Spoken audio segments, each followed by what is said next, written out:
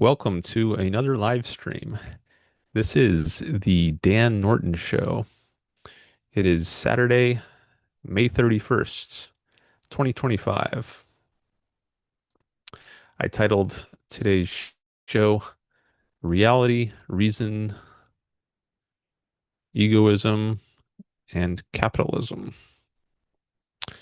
That's what I stand for. And if anyone wants to discuss or debate any of that, I invite you to call in. I have pinned in the chat on YouTube the call-in instructions, and it's quite simple, I hope. There are a couple different numbers there. I have one for new people, and then I have a separate one for people, everyone else, basically.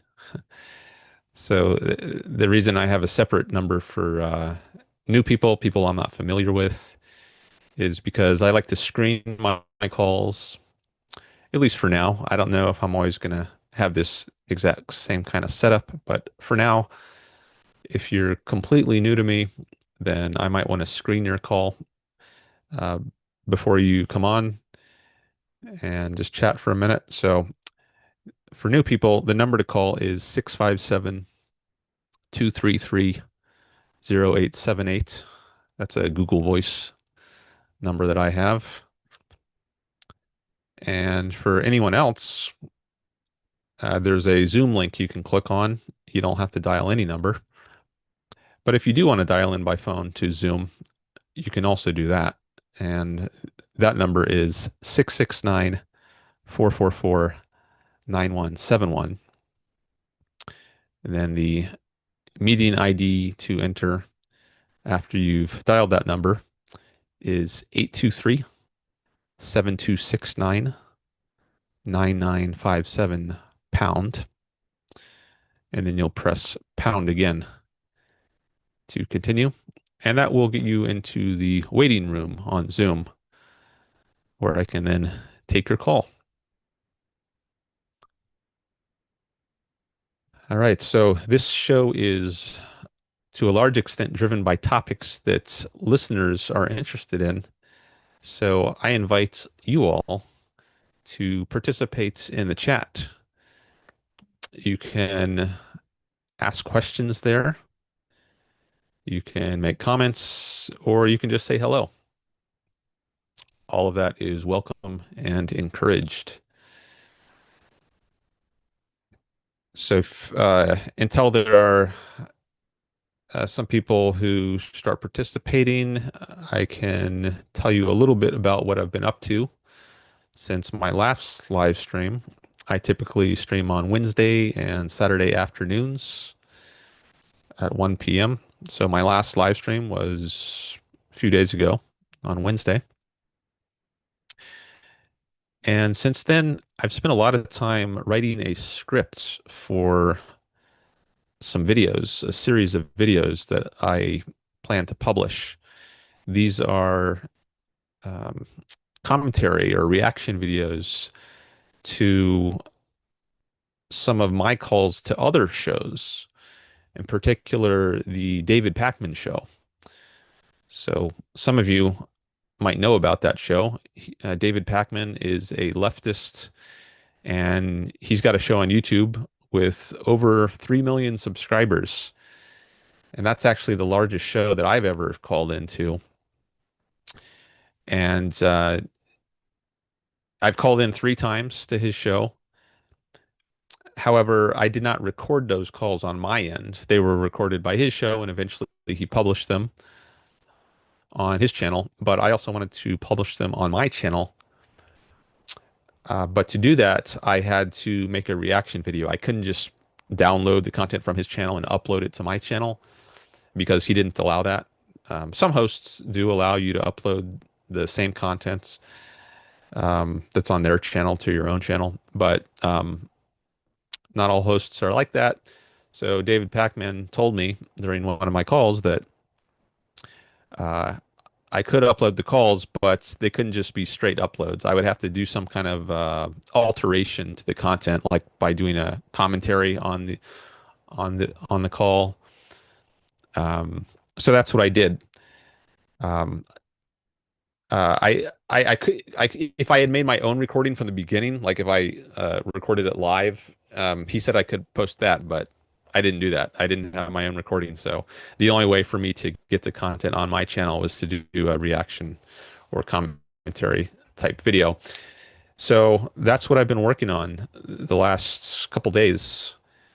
Um, I thought I might just do a reaction to it on live stream, but when I re-listened to my calls, I I decided it would be better just to um, record my commentary offline because there's a lot of things, a lot of decisions that have to be made about exactly the way I want to uh, word something.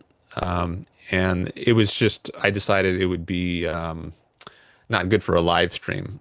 I would want to do too much editing on it to get it right. So I decided just to do pre-recorded videos. I'll record them and then later I'll upload them to the videos section of my channel. So I've done I think I have close to a final draft on my first two calls. So then that just leaves the third call. And I'm not sure how long that's going to take me. So maybe these videos will be out within a month or 2 months. I'm not sure exactly. Um, but hopefully not longer than a couple months. We'll see. All right, so I see we got several people here who have joined. Thanks for coming by, and thanks for the likes. I see some people, there are some likes there. That'll help promote this show in the algorithm and help me potentially get more people to come by. I did advertise this on Facebook and X, as I usually do. I sent out a like, and if you want to share the link to this stream, that would definitely be appreciated. And I always welcome new subscribers. If you're new here, I promote Ayn Rand's philosophy. Ayn Rand was an advocate of reason, egoism, and capitalism. So there you see the source of some of the terms I have in the title today. Um, and I'm open to having discussions with anyone who wants to discuss any of that. You could be completely new to Ayn Rand. I have a lot of people who are new to Ayn Rand who come by my channel. Maybe you've never read about her, read her writings at all. Maybe you've just heard of her. Or maybe you're a veteran objectivist. Objectivism is the name of Ayn Rand's philosophy. Maybe you've been studying her philosophy for many years and you want to have a in-depth discussion on some topic. That's okay too. I welcome all of the above. So I have a fair degree of flexibility here in the topics we discuss. So feel free to join the discussion. I don't see any messages here in the chat so far, but I do like it when I see those because that gives me material to talk about. I don't I don't have a monologue prepared, typically at least. I might have a few notes, but a lot of my content for this show is driven by what people say in the chat or by people who call in. So please do feel free to ask questions, make comments in the chat, and I will reply to them. As long as it's civil and respectful. I like to keep it civil and respectful here. I think that's good for a productive, worthwhile sort of conversation. I don't like the sorts of uh, blood sports, you might call it, or nasty conversations that um, you might see a lot of elsewhere on YouTube. Um, I like to keep it civil here. I enjoy it more. All right, I see we got our first chat of the day from Simon Grassi. Simon asks, how familiar are you with the objectivist epistemology? Well, I've read Ayn Rand's book titled Introduction to Objectivist Epistemology, which deals with her theory of concepts, her theory of uh, her solution to the so-called problem of universals. I talked about that a little in the last stream, I think. Um, and I've read that multiple times. I'm not sure how many. It's there are 8 chapters, and then there's also a very long appendix to the book, which is actually longer than the 8 chapters themselves. But there were some workshops conducted, I guess, a few years after it was originally published. So Ayn Rand had a periodical in the 1960s called The Objectivist, and that's where her articles were originally published, her articles on the objectivist theory of concepts. I think it was 1967 and 1966 and 1967. Um, and then I think starting in 1969, there were a a few workshops to which a number of professors or graduate students in philosophy, or mostly in philosophy, but I think also in some other fields like physics or mathematics. They were invited to have a meeting with Ayn Rand about her theory of concepts, and there was in-depth discussion of her theory. And so this group of people got together a few times, and that material from those workshops was eventually compiled into what is now the appendix of Ayn Rand's book, Introduction to Objectivist Epistemology. Um, so that's, I think that's an amazing revolutionary work, her theory of concepts. And I took a seminar actually with Harry Binswanger, who was the editor of that edition of Introduction to Objectivist Epistemology, the expanded second edition, which included this long appendix, which had the workshops. So I took a seminar with Harry Binswanger, who himself was a participant in those workshops. It was about a year-long seminar, and we went through the entire book, including the appendix. So I would say I'm quite familiar with her epistemology, at least that part of her epistemology, at least relative to most people. There are other aspects of her epistemology with which I am less familiar with. Her theory of perception. I've studied it some. I mean, I've read, for example, Leonard Peikoff's book, Objectivism, the Philosophy of Ayn Rand, multiple times. And there's a chapter in there on Ayn Rand's theory of perception. It's called Sense Perception. That's the title of the chapter. And I've taken courses at the Ayn Rand Institute in which that book is discussed. So I've studied it in that context to some extent. And there's also just separate courses which you can find online somewhere that Harry Binswanger, for instance, has given on perception.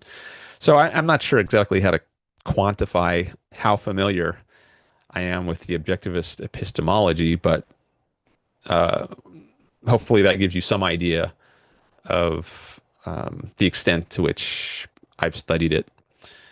So maybe I'll just leave it there for now. If you want to follow up, Simon or anyone else, and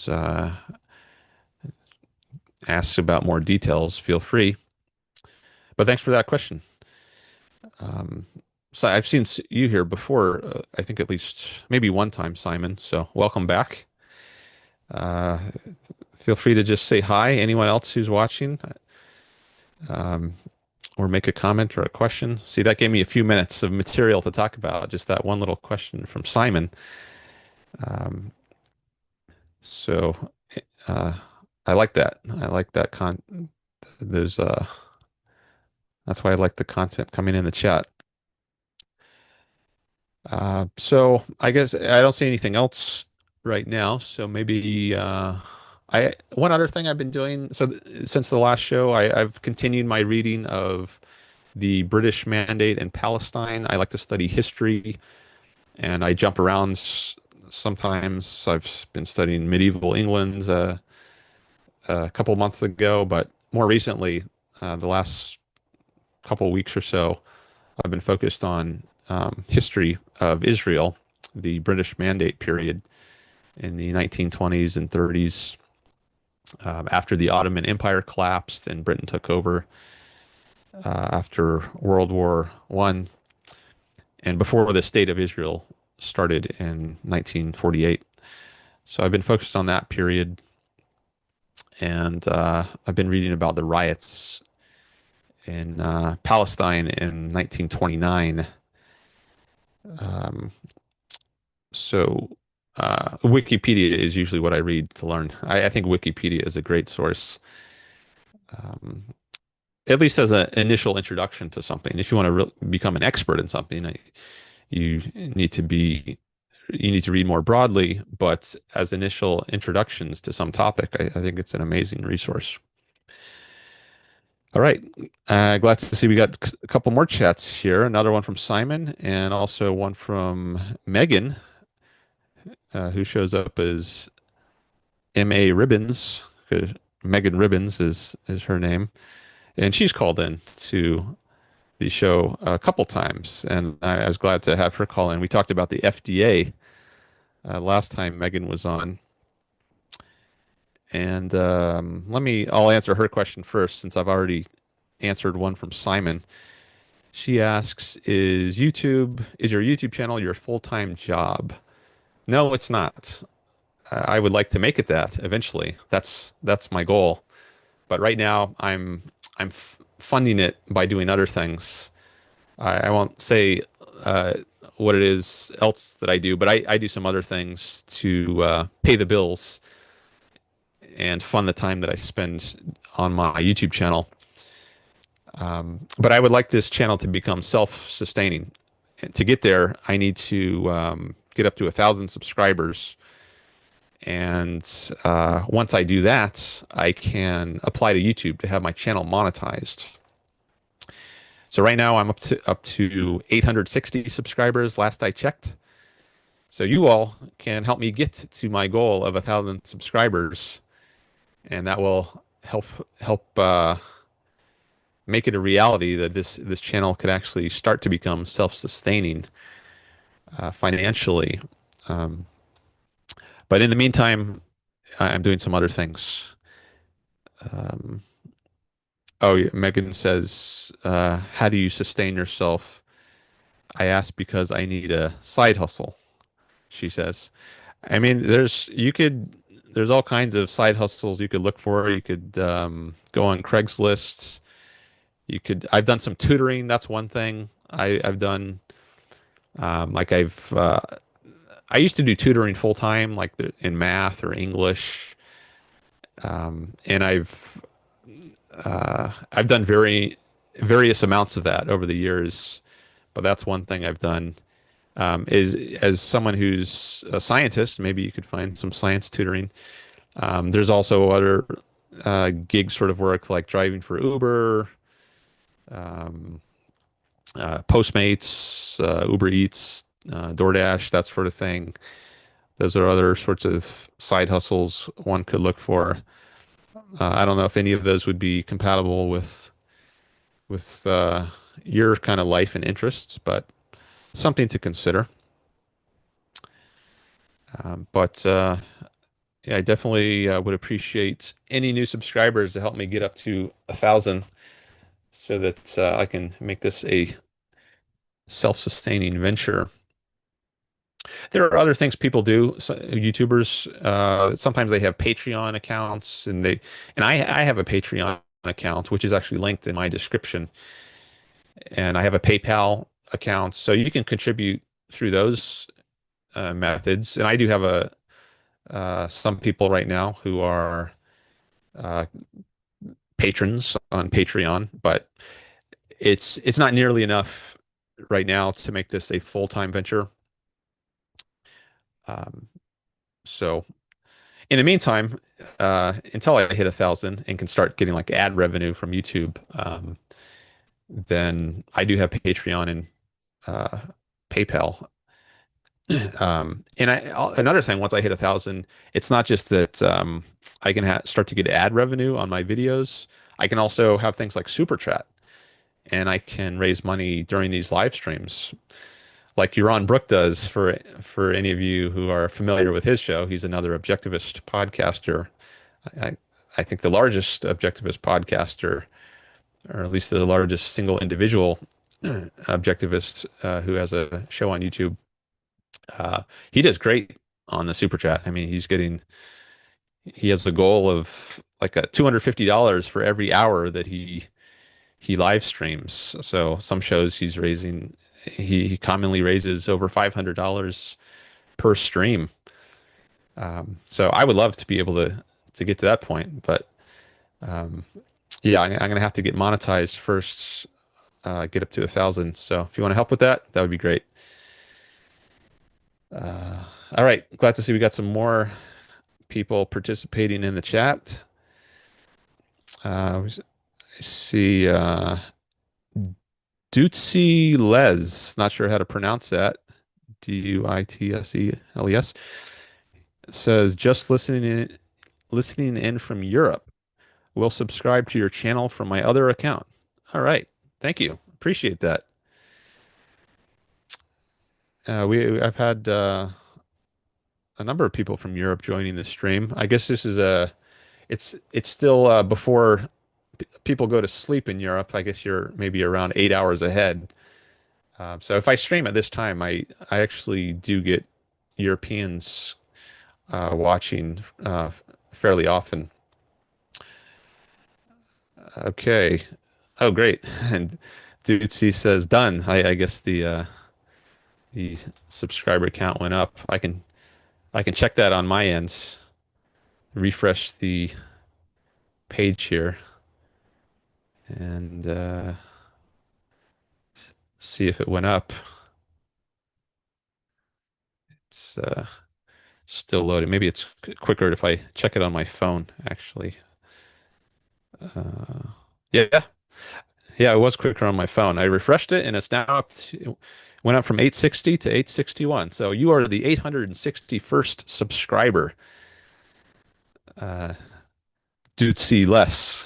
So you can claim that as your number. I think that's actually one of the nice things about being one of the first 1,000 subscribers. You can actually know your particular subscriber number, if that's of any value to you.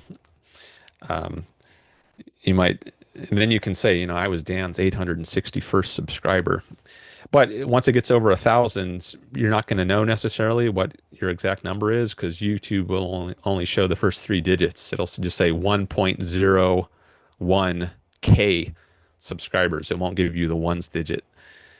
So unless you're like subscriber number 1,010, you're not going to see it change if you refresh the page. So if you want to know exactly what subscriber number you are, now is a good time to become a subscriber.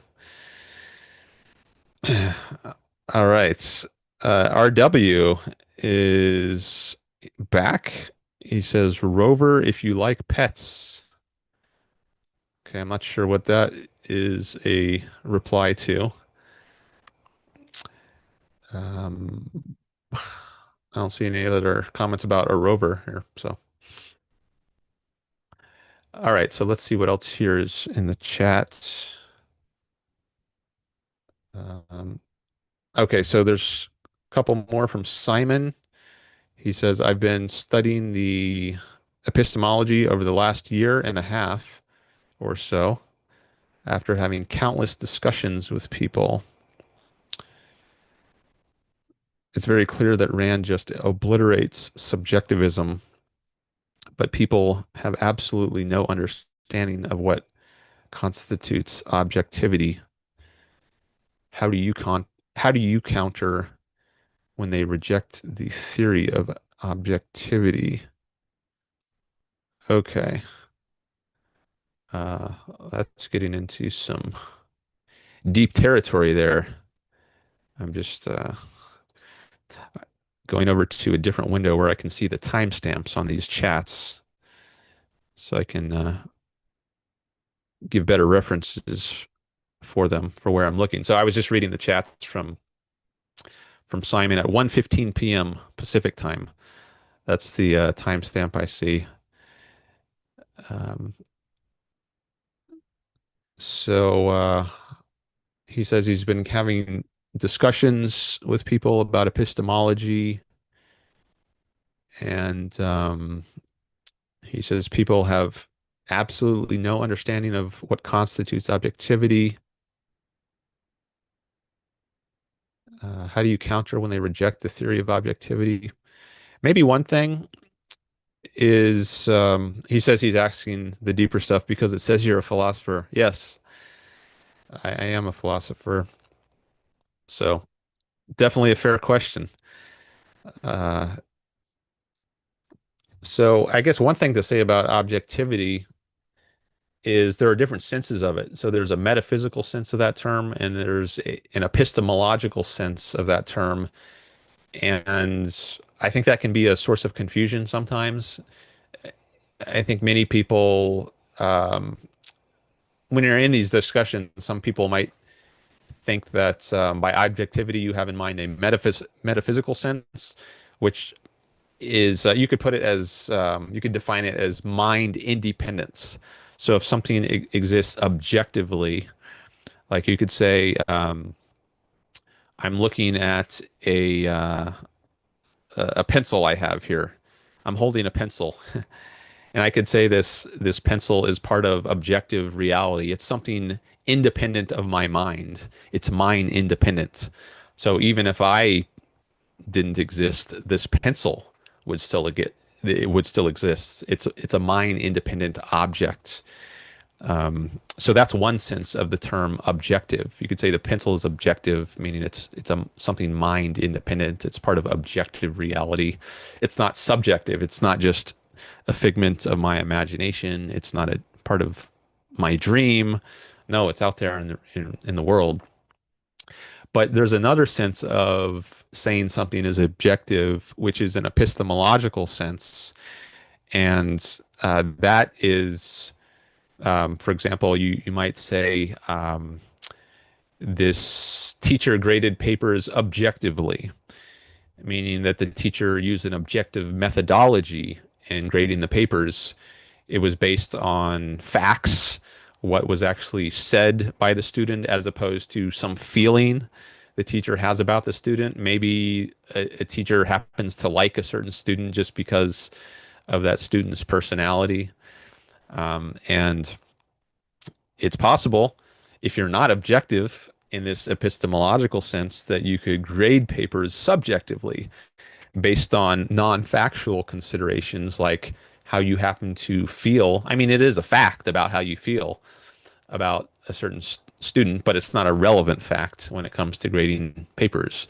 You're testing for things like, has the student understood the concept?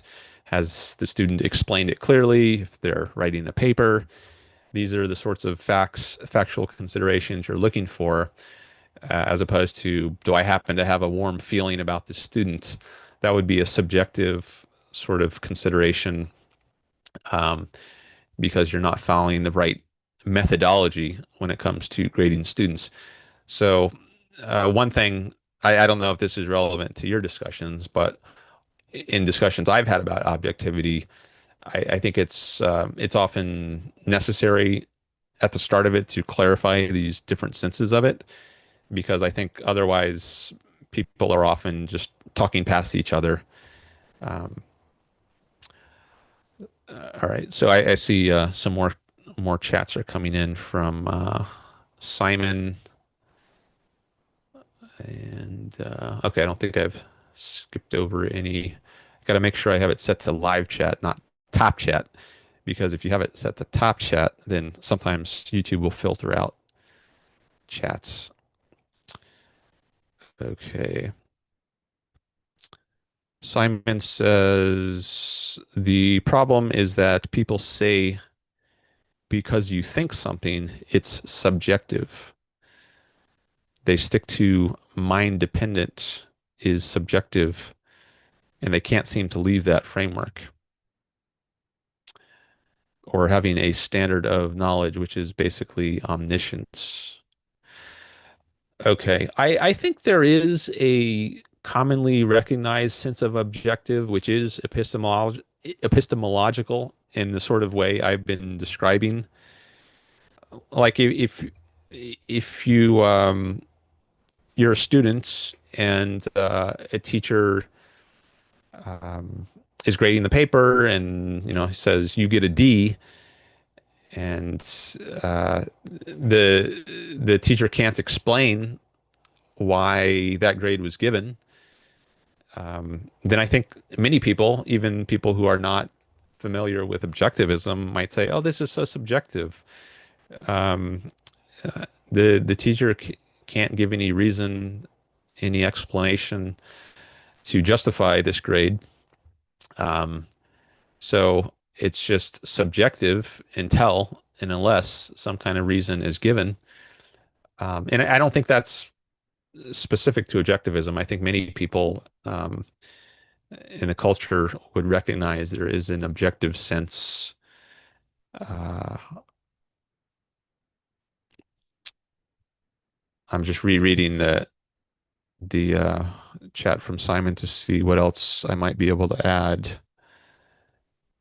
Um, the problem is that people say because you think something, it's subjective. Yeah, I think maybe just talking through the sort of example that I've done. If you give an example like that, that could clear up the issue.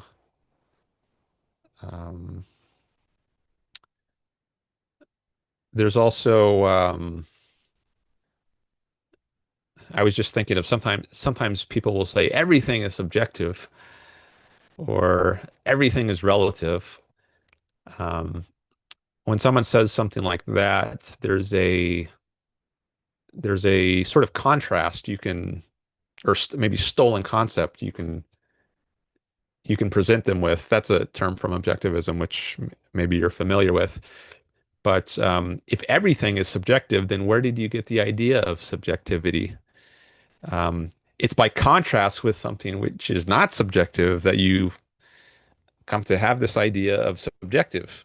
So it's by contrast with giving a reasoned explanation for a grade on a paper, for instance, that you get the idea of, okay, there's a certain kind of grading which is subjective, just based on feeling, and then a different type of grading which is not subjective. It's based on factual considerations that are relevant, like how well has the students explained the concept? Have they defined it correctly, presented it clearly? So it's only by contrast with the objective that you get the idea of subjective. So I think that might be a way to make some headway in a discussion with someone who thinks a certain thing is subjective. You might ask them, like, by contrast to what? How did you get this idea of subjective in the first place? Maybe that would be a way to introduce them to some other way of approaching things, the idea of the objective.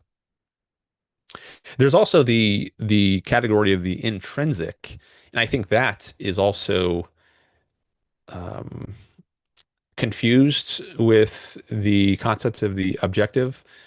So in objectivism, there's often an analysis done in terms of a trichotomy, in terms of the intrinsic, the subjective, and the objective. These are three different approaches to a wide array of issues. And I think sometimes the objective and the intrinsic are conflated.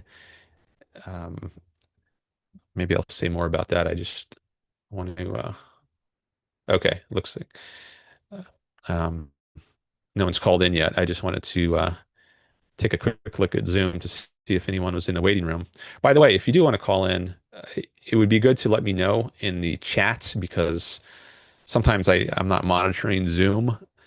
I'm looking at the YouTube chats. So if you let me know there that you want to call in, then I will more quickly be able to see if you or anyone is in the waiting room on Zoom. Okay. Um, it's coming back to Simon. He says, oh, CodeCraft says, I am. What does that mean? Does that mean you want to call in or what? Because I don't see anyone that looks like they've called in. What do you mean there, CodeCraft?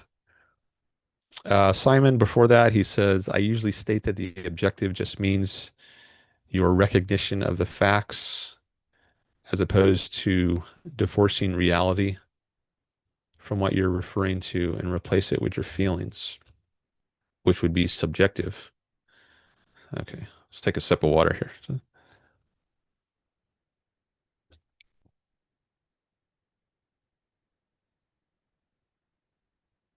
Um, okay. By the way, CodeCraft, I think you're new here because I don't recognize your screen name. So if you want to call in, uh, you should call the first number that I have pinned in the YouTube chat. That's my number for new people. So I can screen them a little bit. Just have a quick call on my Google Voice line as opposed to the Zoom number, which is also pinned in the chat. Oh, that reminds me. Maybe he did call in because I don't have my Google Voice tab open. So maybe I missed a call. I forgot I needed to open that during my live streams because this is a new feature of my show that I introduced this call screening number. So I'm not yet in the habit of having that window open. Okay. Just a moment while okay, I think okay. My Google Voice page is loading and I don't see any voicemails or it doesn't look like anyone has tried to call in. Okay, so I don't think I missed a call,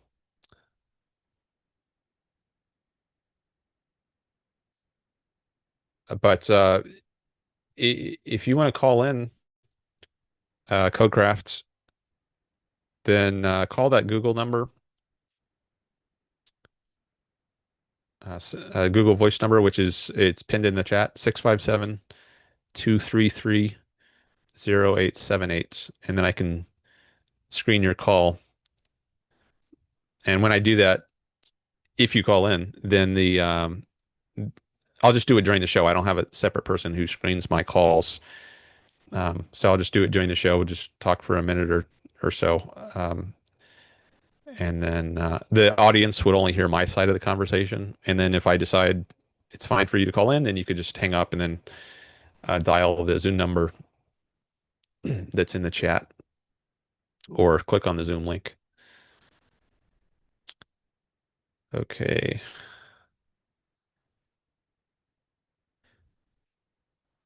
All right. So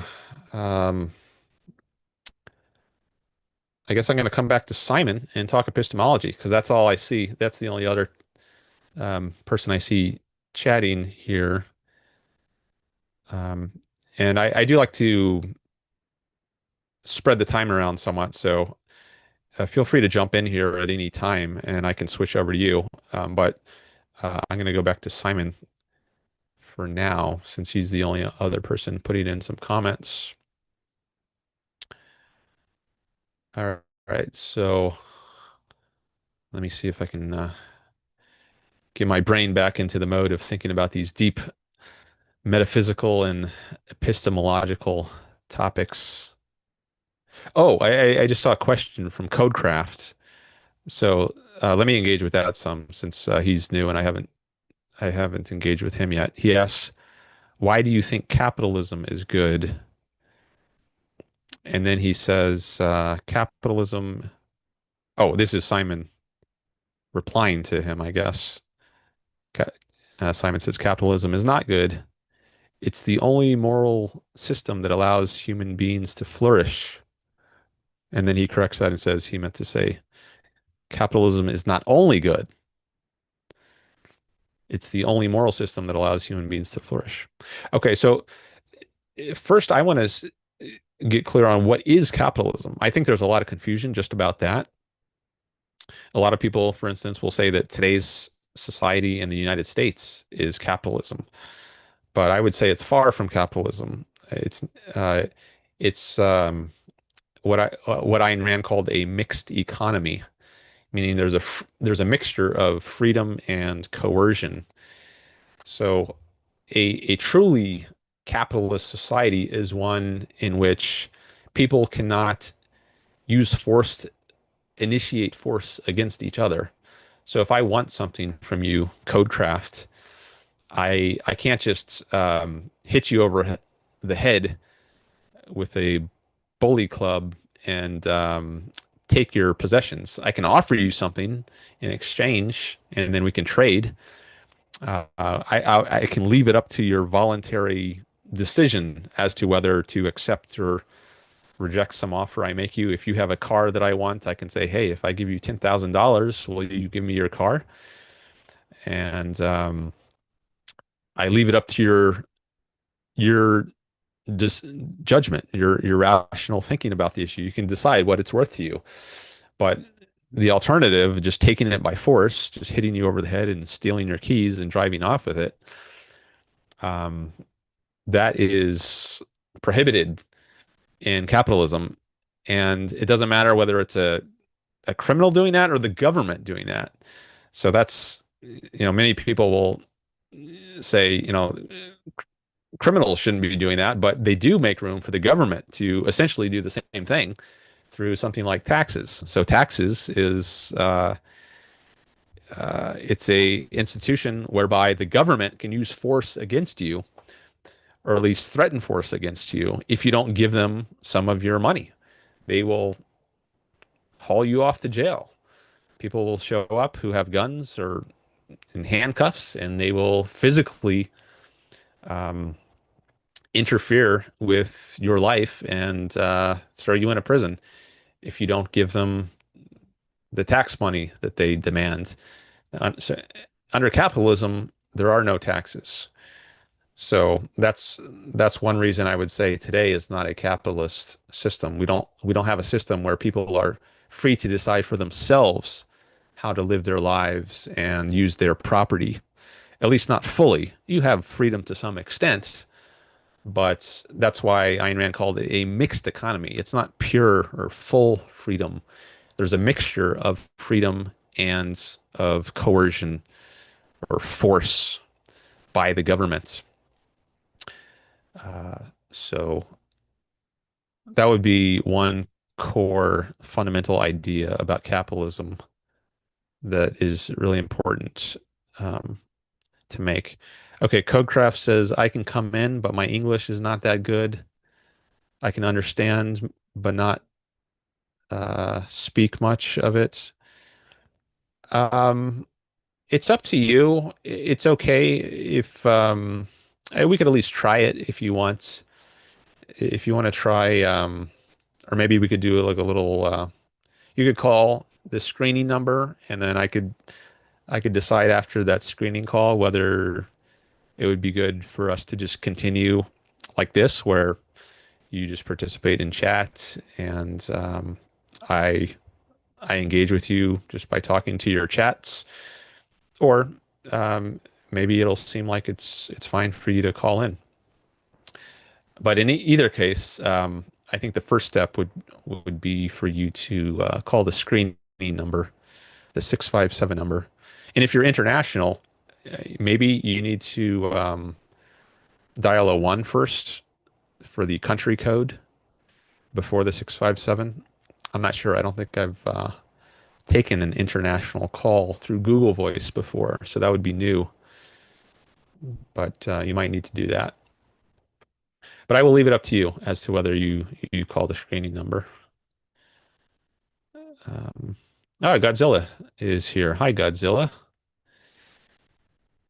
Um, and then CodeCraft says PK, which I guess is a typo for OK. Okay. So back to the question of why is capitalism good? Well, CodeCraft says he's in Zoom. Oh, okay. It says Terun Chwahan. I don't know what nationality that name is, but okay. So you called Zoom instead of the screening number. I don't know if that's because you could not call the screening number, but I wanted you to call the screening number first. Uh, so did you try that? Could you let me know if you tried that in the YouTube chat? It says, I am in Zoom. Let me join. Yeah, I know that's you, but I wanted you to try the screening number first.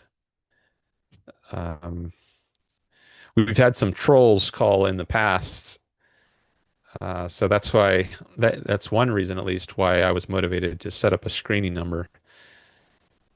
Um, so you couldn't call? Why not? Why couldn't you call the screening number? It says you're from India. Okay. So I was thinking the worst that could happen if a troll gets through here to Zoom is there's like maybe 1 second of uh, undesirable noise because I have the video turned off. So the worst that could happen, I guess, is there's some noise, and 1 second of noise isn't a humongous problem. So maybe I should just take the risk and take this Zoom call and see what happens. Um, I think I'll be quicker than I was before when we had some problems of trolls calling in. I think I can mute them quicker. Um, but I'm curious why you weren't able to call in to the Google Voice screening number. Maybe I'll give you 1 minute to let me know, and then I'll decide after that minute what to do. So I'm going to start my timer here. Let me know, CodeCraft, why you couldn't call from India. I'm going to give you 1 minute. Okay. Clock is ticking. Okay. Uh, all right. Well, I'm glad to see some more people have joined. I'm just looking at the y- number of viewers, and looks like it's fluctuating. Currently, I see seven um, and 5 likes. Thanks for those likes. Appreciate that. Um, and thanks for any new subscribers. One thing I haven't tested is a poll in YouTube chat. I was thinking maybe I could poll people and see whether they think I should take this call that has not been screened. Um, I can always edit it later if there's a problem, but that takes time and it could be a hassle. So I'd like to avoid having to do that if possible. Oh, it says CodeCraft says he can't call international. Okay. And I guess that's why he didn't try the screening number. Okay. Well, um, there was a person I think in the last show who also said he had trouble calling internationally, even when he put the one for the country code. So, all right, I'm going to take a chance here and admit this caller, but I've just double checked to make sure. Oh, I'm glad I double checked because I see that I didn't have the video and audio turned off for when someone joins the call. So I'm turning that off right now. We had a really large number of viewers when those trolls called in. I wonder if they were just if if like one troll got through and then he told a bunch of people on some forum somewhere that hey, if you, I got through, come back and maybe you can get on too. And then there was a bunch of trolls because there was one day where multiple trolls called in. So, um, but then I put some safeguards in place, and they haven't been a problem since then. And maybe they've given up um, because I've been better able to screen out trolls. Um, oh, Simon says most people don't really get international plans. Okay. I'm going to take a chance on this caller. I've turned off the video and audio, and I just hit admit. But okay, it says ask to unmute. So I'm gonna have to hit that before I unmute this person. But before I do that, I want to test one other thing and see if I can chat with this person. I'm going to send this person a chat in Zoom. Uh, I just said hi in the Zoom chat, so only this person can see it. Oh, he says hello. Okay. So, all right, I'm going to hit ask to unmute and see what happens. Just hit it. Hello? Hello. Hi. Can you hear Hi. me okay? Yes, sir. I can go. All right. So you are, what was it? CodeCraft in the chat, right? Yes, Okay. And you show up on Zoom with a different screen name, Terran Chua Han. that's my name. That's your, okay. You said you're from India. Well, Yes, welcome to the show, Terran. thank you. You're welcome. So, you were asking some questions about capitalism in the chat. Yeah, You asked why I think it's good. Did you want to talk about that, or is there anything else you wanted to chat about? yeah, I want to talk about that maybe. You want what? About capitalism. Capitalism? Okay. So should I just keep answering about like why I think capitalism is good? How would you like to? Okay. All right. I'll say some more about that. So I started talking about that by just explaining what I meant by capitalism. So it's a system in which um, people cannot initiate force. They can't use force against each other. They can use force in retaliation. Like if someone um, tries to beat you up and steal your property, you can fight back. So in an emergency situation, it's okay to use force. That's called retaliatory force. But what you cannot do is start the use of force. Like you can't go around beating people up and trying to take their property. Instead, you have to deal with people by voluntary means, by offering them something, for example, or just asking. You could ask for help. You could ask for a donation, or you could offer them something in trade. You could say, if I give you $10,000, will you give me your car? And then leave it up to them to accept or reject that offer. But that's how people should deal with each other in a capitalist system.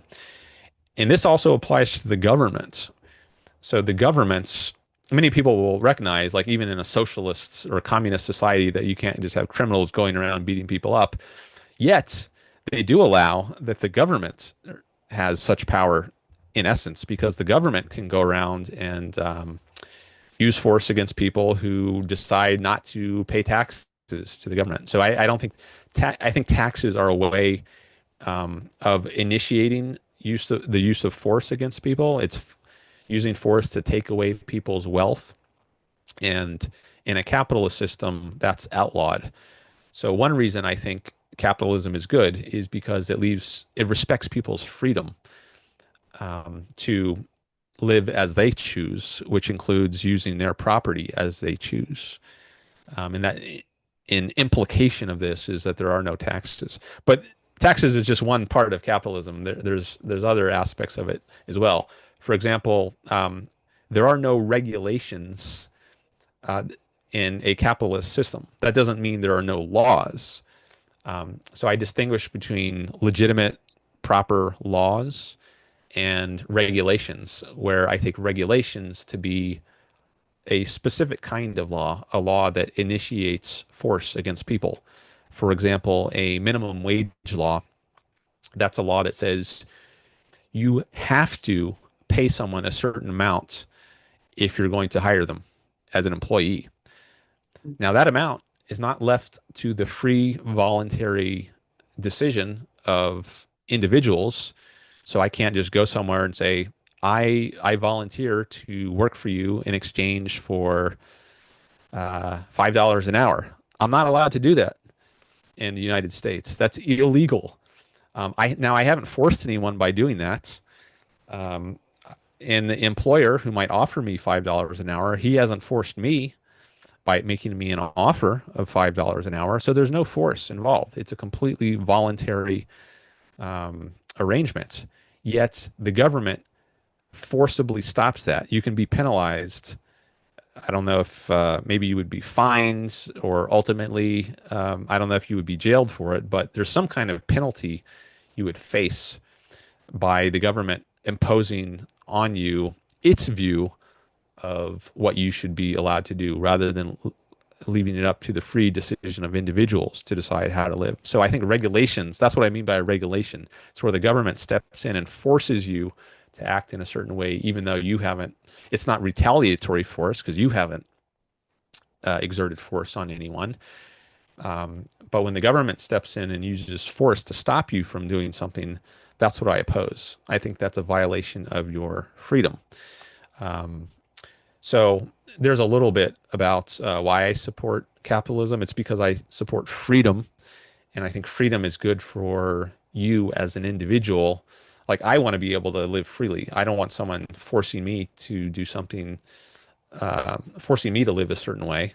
I think I, as a adult, should have the freedom to live as I choose to live in the way that I think is best, not in the way someone else wants me to live. So if you respect an individual's rights to live as he chooses, then I think you need a system like capitalism.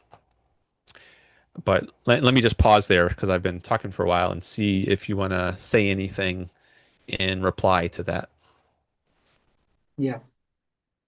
So you don't think that there should be a maximum profit cap on the in capitalist industry and Right. Yeah.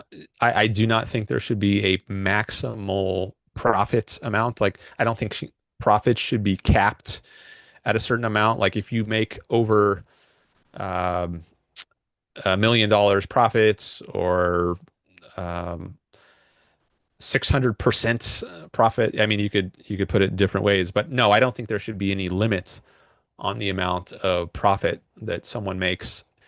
The only concern I have is, are they making their money in a way that respects the rights of anyone else? So if they're getting their money by force, like a robber, a bank robber who threatens force, then that would be illegitimate and that should be ruled out. But if they make their money on a free market by offering some product for sale or some service for sale, or even if they're not selling anything, if they win a lottery, um, uh, that's also legitimate because that doesn't involve forcing anybody. But as long as they're not forcing anybody, I think people should be able to have, there's no limit to the amount of wealth someone should be able to have. And they can inherit a fortune, right? I don't think there should be any tax on inherited wealth. So there are various ways you can acquire wealth, but as long as you're not coercing anybody, forcing anybody to get that wealth, then I don't think there should be any limit to it.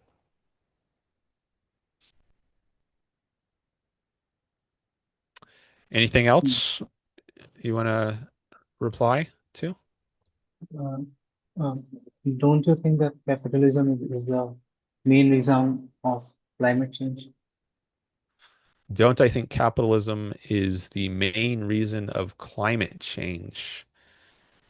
Okay, well, that could be a big Or topic. income inequality, Income poverty, inequality. Yeah, that's another poverty. topic.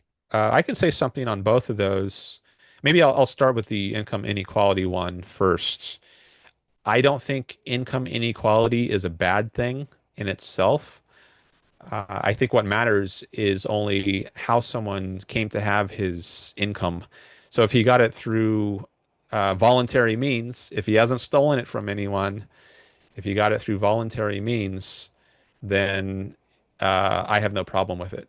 If someone becomes a billionaire, for example, Steve Jobs, the CEO or former CEO of Apple, he became a billionaire by creating or leading a company that created this amazing product or a bunch of products, the iPhone, um, and the iPad. Um, if you can become super rich, No, uh, I was that's great, and you've benefited uh, so many people by doing that, and you benefit yourself. So it's a win-win kind of transaction. But go ahead, I hear you want to say something. I was reading somewhere that the carbon cost of the two jet airplanes caused by Elon Musk I didn't is understand all of that. Could you I heard Elon Musk and some, what did you say before that? the private jets that he has, Pri Private jets. private jets that he has. Okay. Yeah, what about the private jets? It it caused way more uh, carbon emission that a single human in India can in 2700 years. Don't you think Oh, it's exploitation of okay. wealth So and his private jets produce more carbon emissions than a single person in India would produce in, what did you say, 700 2700 years? 20 2700 years? 2,700 years? Yes. Okay. All right. Well, I never heard that, but yeah, we can talk some about that, the climate issue. So, I think one side effect Isn't of it a climate injustice, you think? isn't Isn't what? your climate injustice the one who is causing it will not get affected, but the one who will get affected has uh, doesn't have anything to do with carbon emission. So maybe you're raising the issue of externalities. Someone who is not party to a transaction can be affected by someone else's transaction. So like Elon Musk, he buys a private jet from a jet manufacturer. Elon Musk benefits by getting his jet, and then the jet manufacturer benefits by getting the money. But then there's a third party, maybe the other people on the earth who the jet is flying over. Um, their air is polluted, and they didn't get the money or the jet. So, isn't this an externality, so-called, that is unjustified? Uh, I think it depends on the particulars of the case. So there's a certain cost to living in society with other people, but there are also potentially tremendous benefits. And you can't just look at one side of that and only consider the negatives and not consider the positives. So it might be that in a given case, this can get kind of complicated, but I think one thing that needs to be um, made clear is property rights. And it can get kind of tricky with something like air. Water might be um, a bit more tractable a bit easier to specify rights in. Like, and I've discussed this issue with previous callers. Like, if someone is polluting a river, um, and the river is clearly divided up in terms of who has uh, ownership rights over what part of the river, as opposed to the river just being commonly owned and not belonging to anyone in particular. If you establish a system of property rights for the river, and then someone pollutes your section of the river, you can now sue that person and take them to court. Like if some individual or some business is dumping toxic waste into the river and then it flows downstream into your section of the river, um, then you could potentially take that person to court and sue them. So I think by having property rights in place, that is a way to deal with uh, pollution issues. When it comes to the air, I think it's more tricky, and I don't claim to have it all worked out.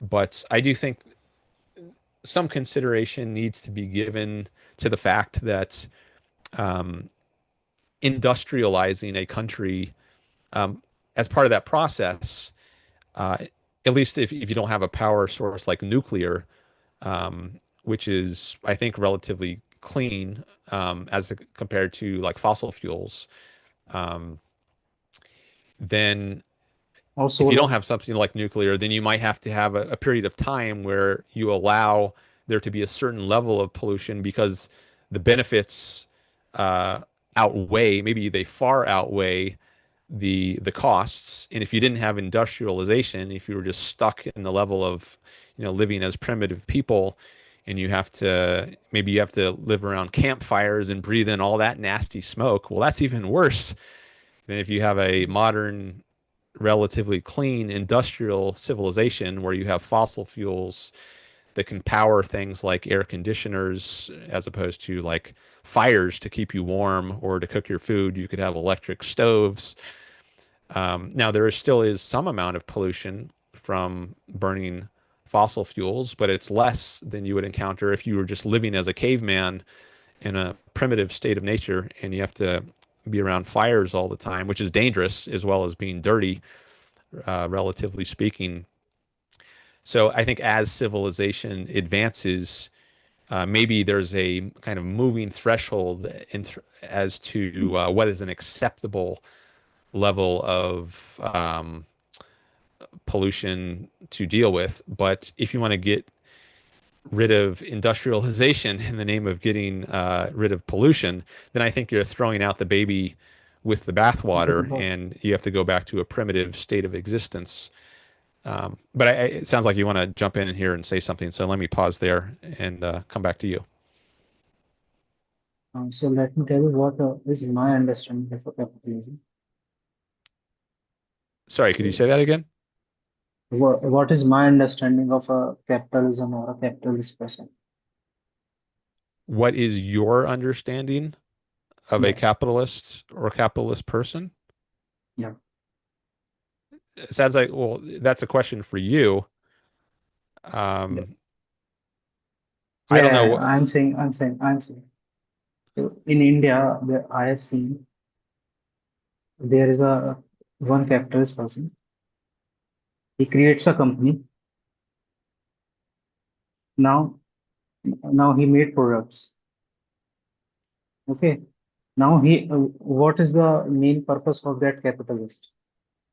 He wants every year to make profit double or he wants to make profit grow every year. Isn't that what a capitalist mindset is? Okay, so let me just make sure I understood what you said. You said Yeah, yeah, please. there's a capitalist in India. This is the example, and How this capitalism works in India. That's all. okay. How capitalism And I works think in and I think it's in whole world.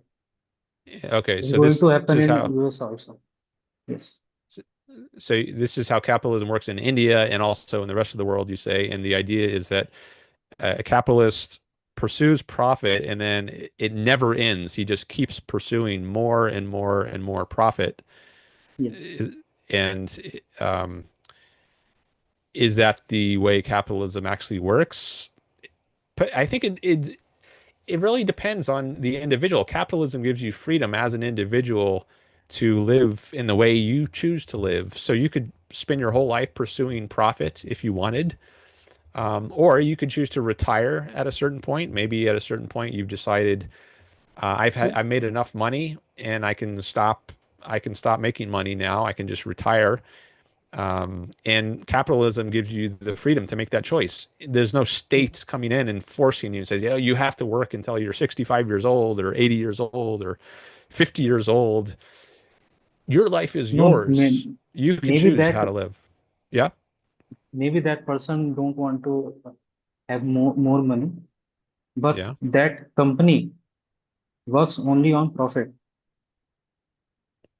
Okay. If its profit is not growing per year, then their board member will fire CEO or anyone who is not working properly.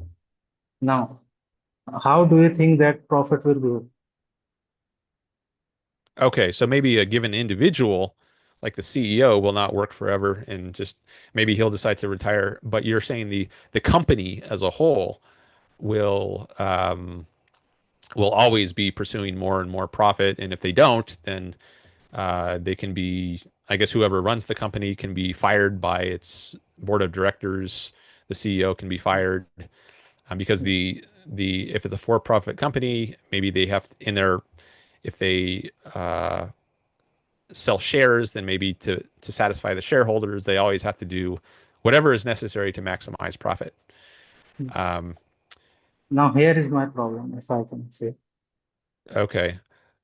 Well, So, I mean, I don't think the that's necessarily a problem. no, my Um, problem, I'm getting it. Oh, oh, you're getting to the problem? yeah, I'm getting to this. So, what does the capitalist uh, or the people who work under the capitalist society, what they do is, or under a company or company owner, what do they do is, first they make more and more product. Hold on for just one Okay. second. I just Yes. want to take a quick look at the chat to Yeah. see what else is going on. All right, so we got some people coming, more people coming over to the chats. Darwin is here. Kuda Baba, welcome, and Matthew Stroud. All right, so good to see them here. Uh, okay, I'm just gonna quickly read some of these chats. Okay, maybe I'll have some comments on that later, but I'm just going to come back to you, Tarun, in the call right now. Okay, so you were saying that you I want you to say again your last point. I was you're saying were you saying it's a problem that a company just keeps pursuing profit or what? Could you say that again? Oh, I have to ask you to unmute. I'm sorry. I don't know how you got muted, but I just okay. Yeah. Okay, could you So, say again your last point? yeah. So, uh, if that company profit will not grow yearly, so all of the people will get fired, or that company will get closed, or something will get happen, or the board of members will get, uh, um, like they will explode at them. Then why isn't the profit growing every year? Isn't that how a capitalism or a company works? Okay. Let me again try to repeat this back to make sure I got it. Someone said they were having Yes, trouble yes, understanding in the chat, and yeah, the audio is kind of difficult here, and I'm trying to repeat what he says yes. to make it easier for the audience to follow. So, isn't it the way capitalism works that you have to keep pursuing profit more every year, or else I guess the CEO will be fired. Is that how capitalism works? Is that the question? Yes. No, that's Okay. not the question. I'm coming to the main problem. You also know that this is how the company was. Isn't it right or not? This is how the company works. And then what? What did you say? Isn't it right? Isn't it right? Oh, I don't know. I mean, I think you could, I guess if you're the owner of the company, you could decide to close it. I mean, you're not forced. Um, like if I start a business, I could run that business until I die, or I could decide to retire before I die and just stop the business. But I guess if I want to make it a public company in the sense of having putting on the stock market and raising capital that way, Yeah.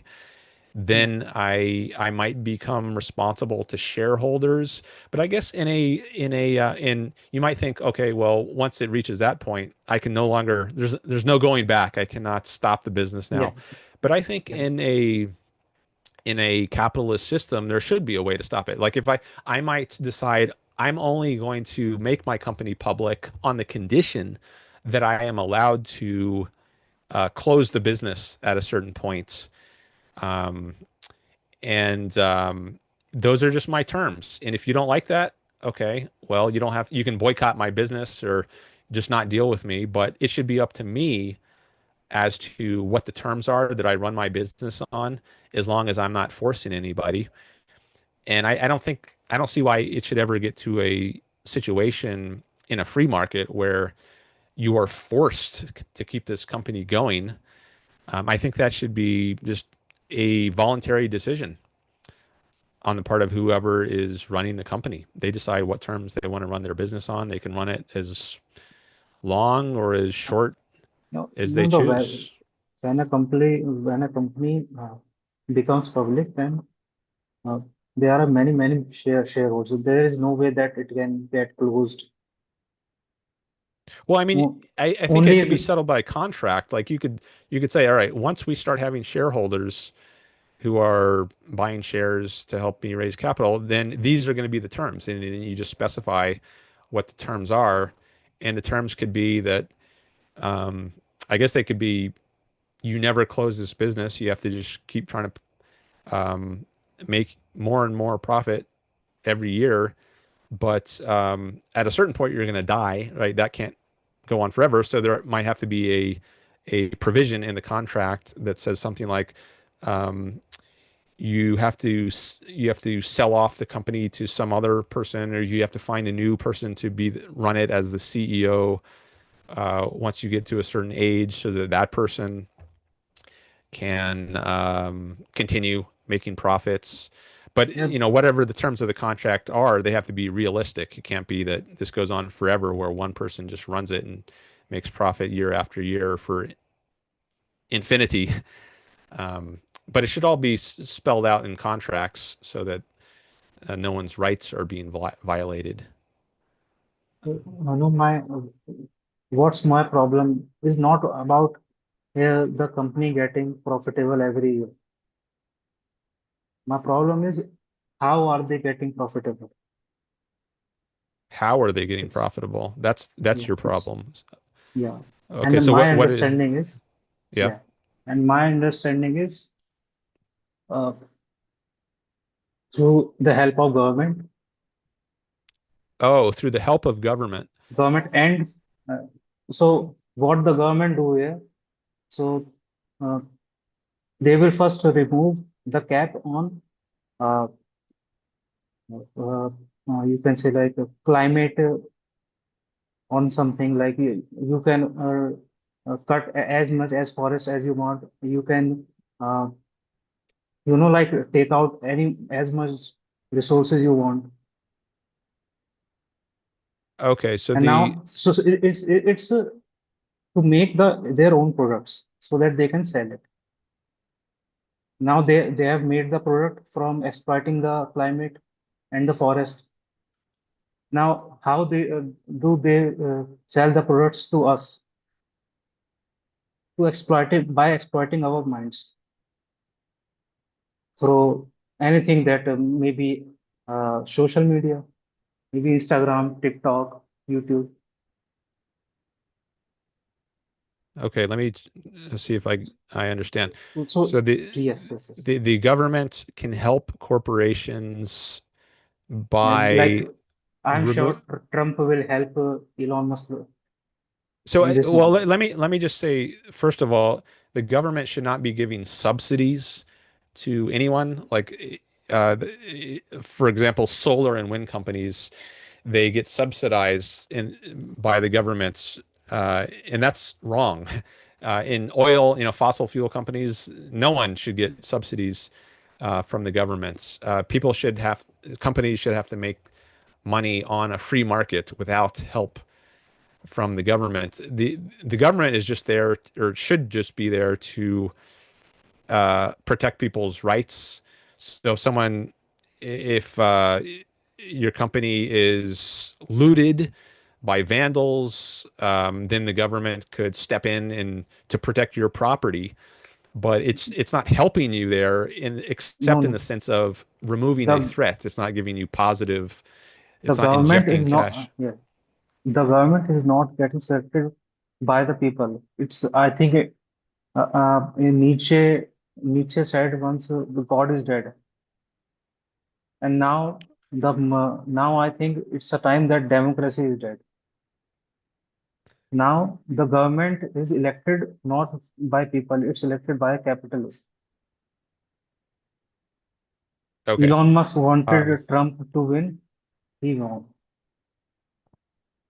okay. Elon Musk has Um, data, he can give any data you uh, exploit the data that you see.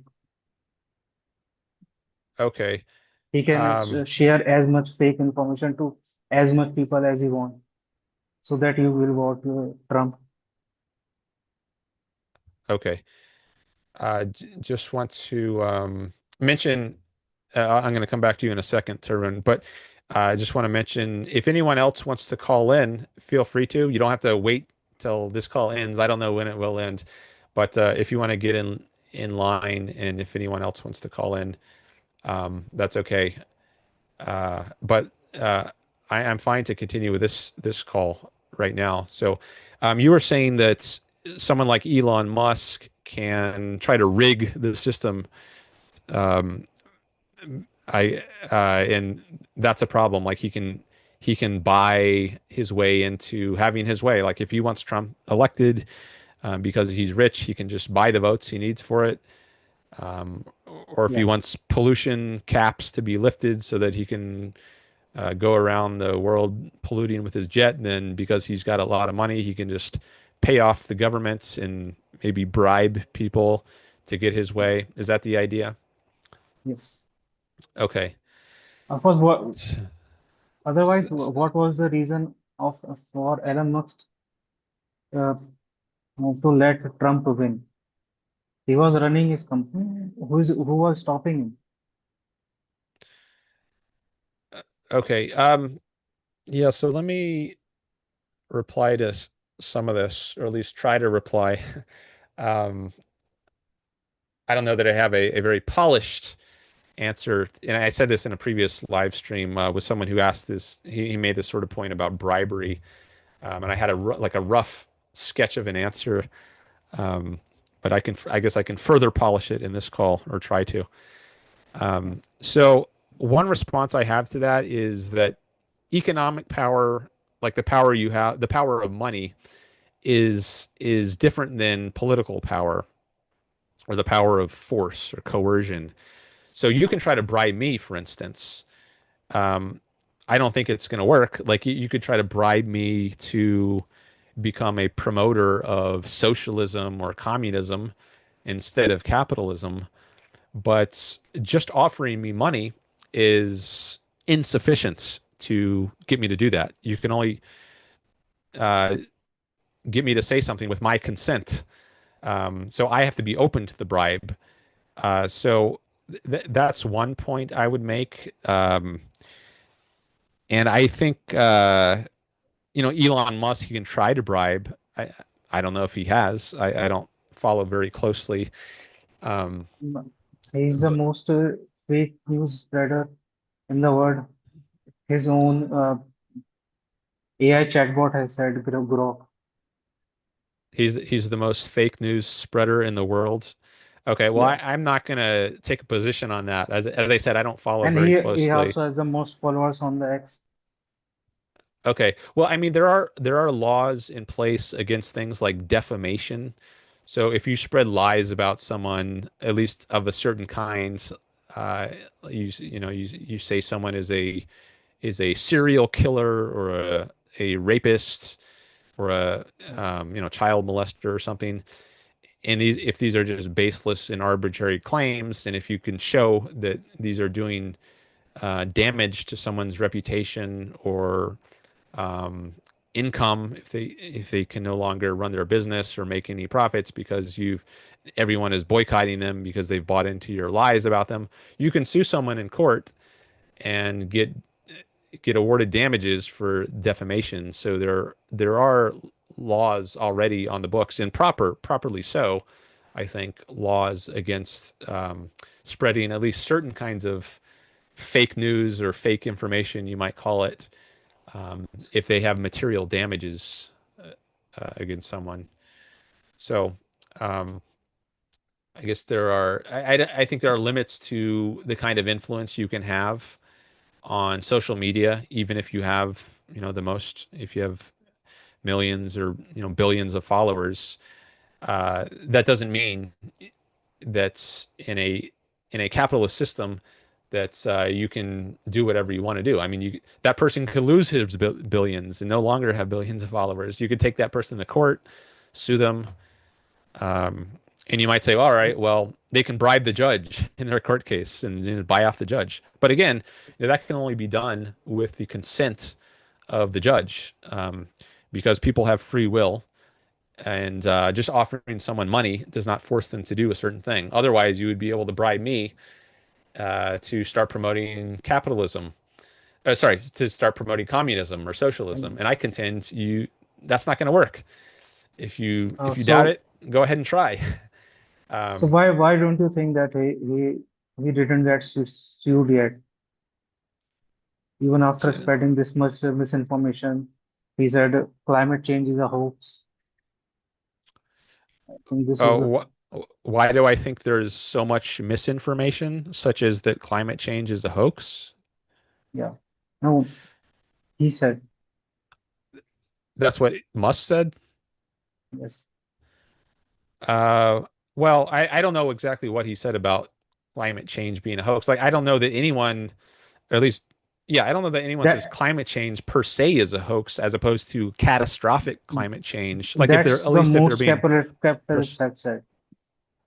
I don't think that any capitalist have said that climate change is real and we have to work on that. Is there any capitalist who have said this? I don't know. But I Is there think it's any capitalist? important. Well, just one second. I think it's Yeah, important to distinguish between climate change and catastrophic climate change. I don't know that anyone denies that climate change happens. I mean, the Earth has been around for billions of years, and its climate has been changing for billions of years. Um, but the issue, I think, is the more relevant issue is whether it's changing in a catastrophic way now, such that we have to take some kind of drastic measure, such as eliminating the use of fossil fuels. That's what I think is controversial. Um, Maybe there are some people who just flat out deny that there's climate change, but if you ask scientists, at least, I yeah, don't think they're going to deny climate changes. They might deny that there's catastrophic climate change happening, such that we have to take some kind of drastic measure to change our way of life and radically reduce our standard of living, potentially by giving up fossil fuels. I mean, there are some groups like Earth First I mentioned in a previous live stream that has this slogan of "Back to the Pleistocene," which was some ice age, like I think an era of cavemen, They want an environment or an Earth that is untouched by human impact, or at least extremely uh, different than the sort of environment we have today, where there's been industrialization and humans have had a massive impact on the environment. They want some minimal or no impact, so they have this slogan of "Back to the Pleistocene." Um, I'm not against fossil fuel and all.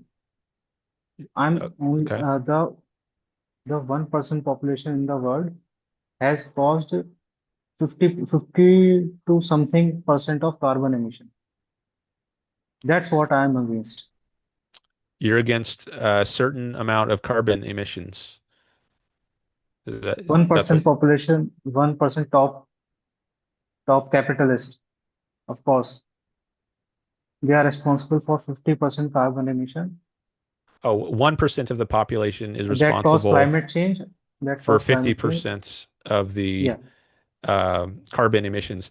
Okay, so the whole issue of fossil fuels and their effect on the environment, I think I mean, it's a big issue. And I want to mention someone who has done a lot of work in this area.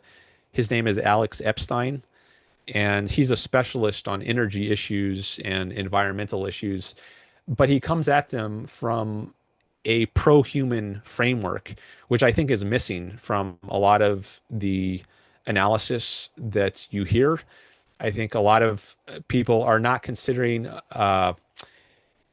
an issue like fossil fuels or energy production from the point of view of what is best for human beings. They only consider what is best for achieving uh, no impact on the planet.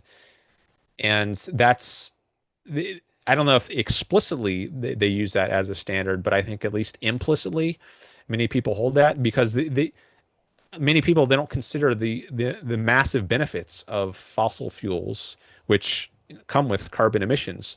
I think billions of people could die if we got rid of fossil fuels, and billions of people could I'm live better standards of have better standards of living if, like in Africa, if there were increased use of fossil fuels. A lot of people consume very little energy, and to have a higher standard of living, I think the most reliable and affordable sort of energy they can use is fossil fuels. So Alex Epstein actually makes the case that we need to use more fossil fuels, not less. Now, there are other technologies like nuclear, which you might think if the environmentalists really care about pollution, if that's really their concern, then they would be pro-nuclear. But they're also against that, or at least many of them are against nuclear as well, even though it's a clean and safe technology. I think there's a lot of mythology about nuclear power, which has handicapped it and made it extremely cost prohibitively expensive to produce. Like I think many decades have gone by in the U.S. at least without the production of new nuclear power plants because there are so many regulations in place that it's just too expensive. Um, the burden of creating these plants is unreasonable, so they haven't been produced. But I think the fact that so many environmentalists oppose nuclear as well as fossil fuels show that their concern isn't really advancing human well-being and human flourishing on the planet. They really are more concerned with tearing down industry and advanced modern industrial civilization.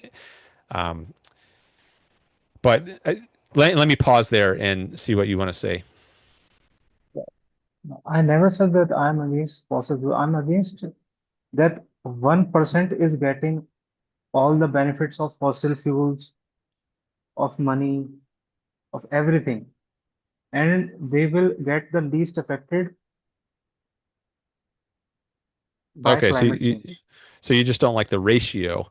Well, this Yeah. kind of reminds me of the inequality issue.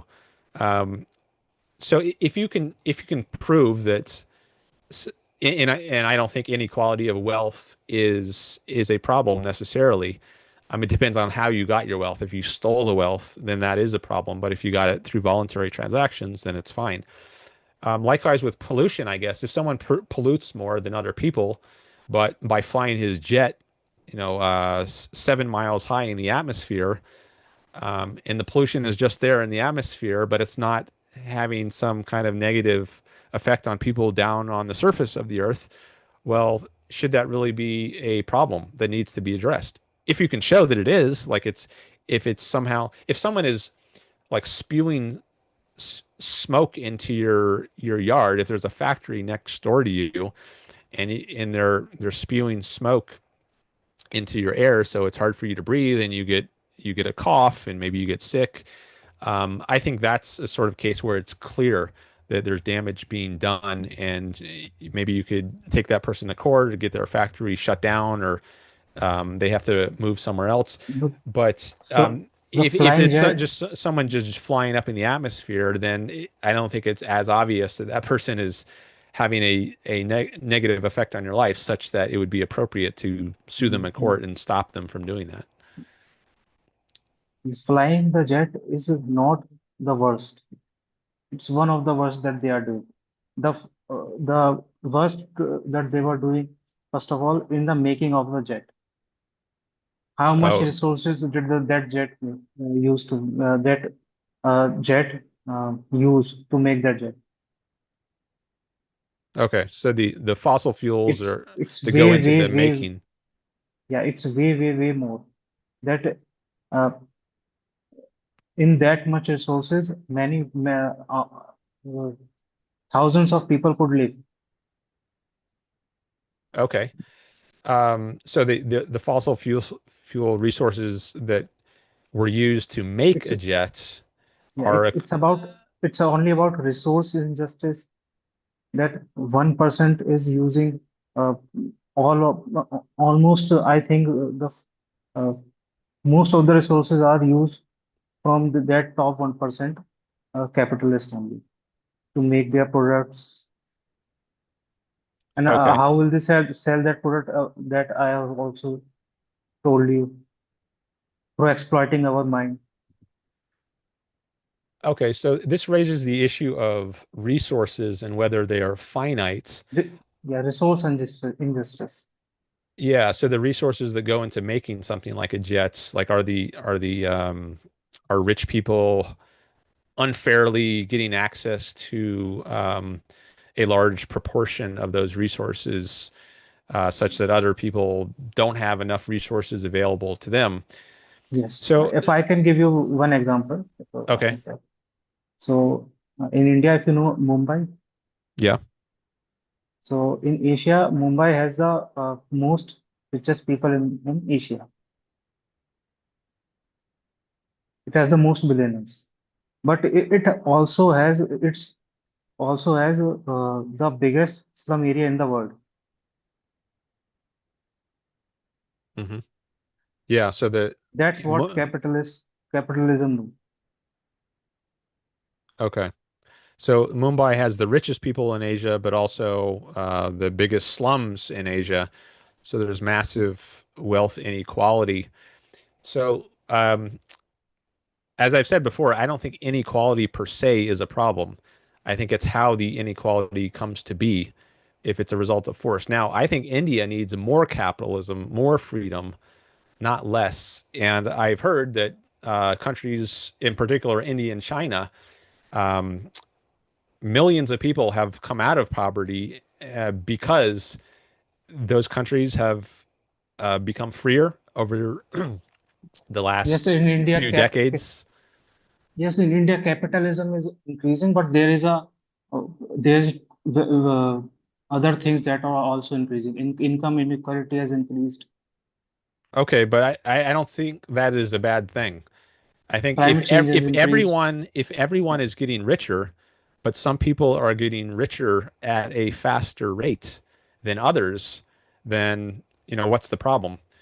Is it better if there's no inequality, but everyone is extremely poor? I would say no.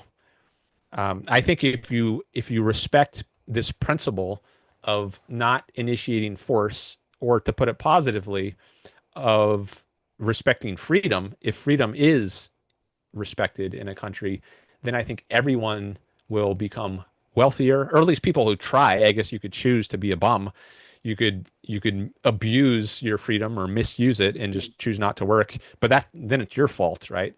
But it's at least open to everyone in a free society to So become that wealthier. that's Um, not how wealth works. No? that's not what? How wealth works. Everyone can never be rich.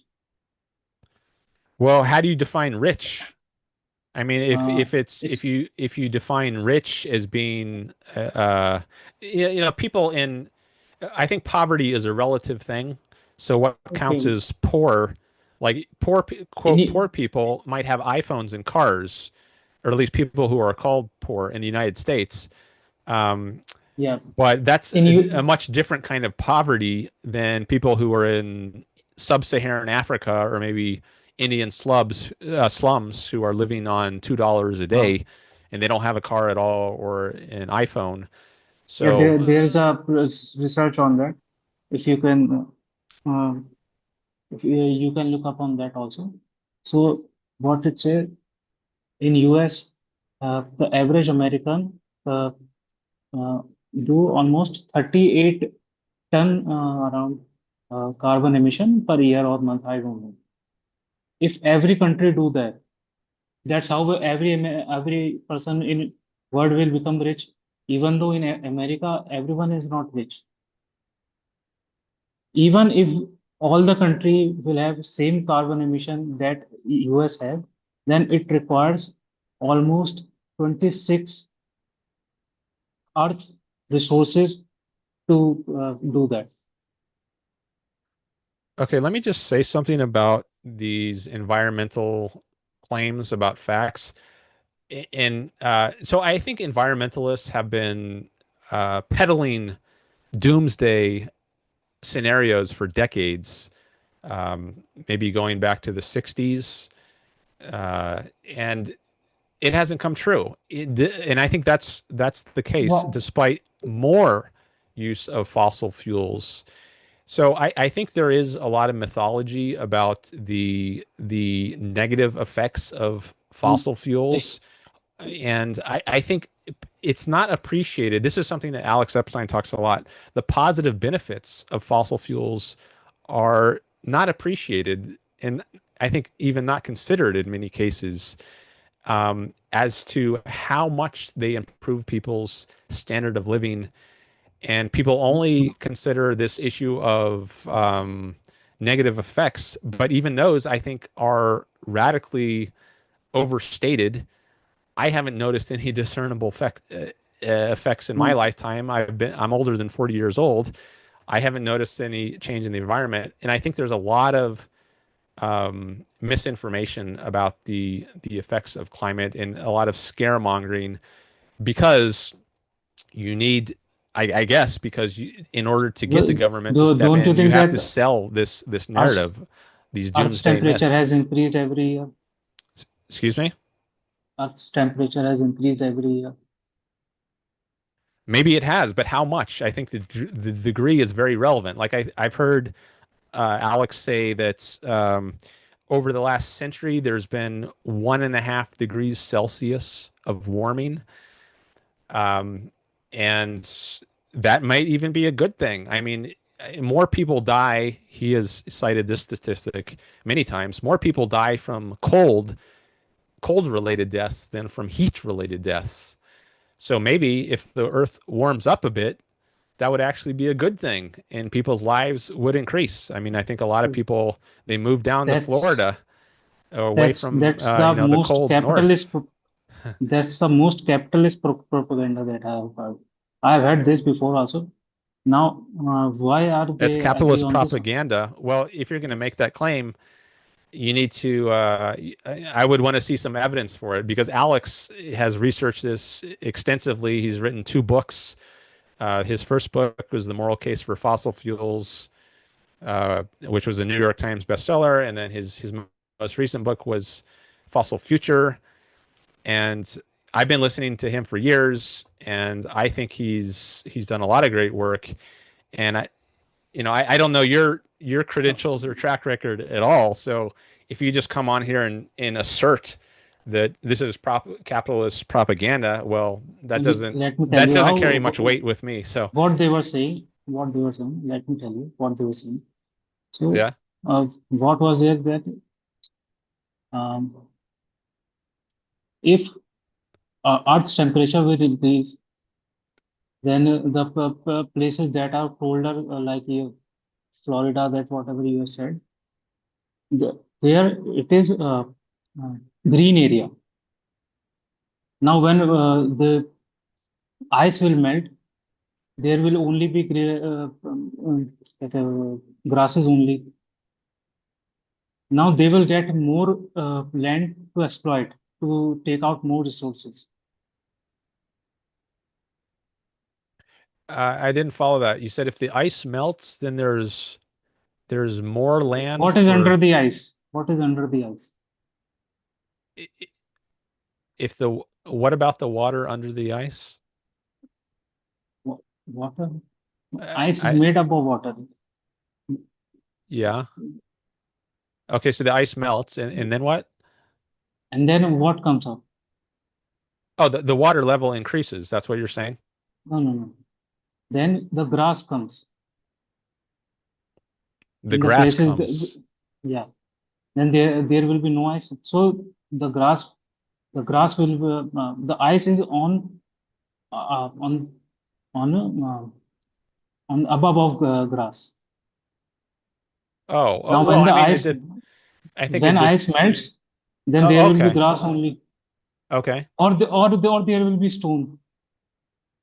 Now Okay. they I will was get thinking you were talking about the polar ice, like the polar ice caps, where I guess it's not grass under the ice. It's just like ocean, no, like the Arctic no, no, Ocean. no, But not you're not talking also. about different ice. Okay, Yeah, so a land area that has ice on it, you're saying the ice yeah. melts, and then under that there's grass, and then some people will take over that Land. land, No, yes. and So they can exploit that land and get more resources out of that.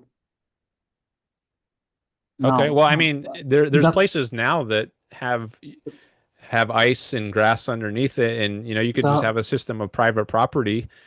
Um, if but you can check this on if you want to check, you can check this on ChatGPT, or you can just Google. The Earth's temperature is increasing every year. It's almost 2 degree or 2.5 degree. Now the okay, most well, people, maybe the now US may, it's a cold country, so maybe they could live because they have when the temperature increase, they will not get affected. Now think of a country on subcontinent, on Arabic countries, where there is already a 54-degree temperature. Now think what will happen there. Last year, I think you can check. 850 people have died from Hajj. If you know about Hajj, it's a uh, Mecca. Yeah, I'm not due to sure about that. temperature, I don't know about that particular example. But one thing that I think is important is that fossil fuels and can it's power. yeah, Oh, hold on. yeah, Fossil yeah. fuels can power things like air conditioning, um, the Air, electricity to run it. air, So I think air, that's one way we can deal with no air increasing condition, temperatures. no air condition works uh, of above 54-degree temperature. Well, I don't know about that. But any case, there's Well, you were also the talking about possibility air con. of hold You were on, talking about, yeah, yeah. hold on. There's also the possibility of moving. So fossil fuels can power movement, so you can transport yourself. You can move to a different country, different states. If like if you don't want to live in the Sahara Desert because it's too hot, So you can move to somewhere much cooler. And fossil fuels help make such movements possible. And freedom of, makes such movements possible. Where if you have restrictions on immigration, which I think we have of course uh, that will going to far too happen. much today, but I think in a capitalist world, it's much easier to immigrate and move to more hospitable places to live. And if you happen to be born in some environment which is super cold or super hot, you can move to a better place. And Of capitalism course, is helpful to of course that. that will happen. Of course that will happen, or otherwise they all will die. But how many people could able to migrate to other countries? Why, Only the if you top. have Only the top. capitalism, much more. Like Do you if you think the have, do you think people living in the slums in Mumbai, they could afford, or do you think that any country would accept them as a migrant? maybe. No. Like if I started if I were the president of a country, or if people were in a country that I ran, or the Congress, I guess it's not like a dictatorship, but the policies that I would endorse for a country, I would have open immigration, and I would welcome people from India or wherever else. I would say, yeah, come over, live here, as long as you're peaceful, as long as you're respecting this principle of There not using there will force, be then you're there welcome. will be there will be around 80 120 crore population that has to migrate from subcontinent to your country. Do you think that uh, they will let us migrate there? Would Well, I don't know. Are you asking whether like Indians would be allowed to migrate by India Of- to a different country? No, by not India. Where do they will where they will migrate? Do you think? Who will accept them? Who will accept this large population of uh, I don't know. I'm not no making a one? I'm claim. telling you, No, I'm no not one. making a claim that any particular country is going to accept them. I'm just saying that if we had a capitalist world, then I think there would be countries that would accept them. We don't have a capitalist world, but I think capitalism is the solution to poverty and many other problems. So, what I'm advocating for is a capitalist world, and I don't think things like uh, I don't think there would be immigration restrictions, Of at course, least there not will be. nearly the sort of immigration restrictions that we have today, that would get in the way of free movement of peoples to better places. And if some place is too hot, I guess that's what started this discussion. If, like you were saying, if some places are very hot, but there's a solution to that. I mean, maybe many solutions. One is to get great air You see, conditioning, but another solution is just to move, to pick up your whole life and move somewhere else. And I think it would in be much easier to do that if we had a capitalist world. India is a capitalist country. No, no, no, no, no. It It is, has become more free, but there's nowhere on and earth it which has is suffered from completely that capitalism. capitalist. It has No, suffered well, from does the it cap. have taxes? Does it have taxes? It has, but let me tell you Okay, what. then it's not Let me capitalist. let me tell you. Let me tell you. If it has taxes, Um, it's not I'm capitalist. talking about British Indian company. What were they? Did they have taxes? No. British India? Yeah.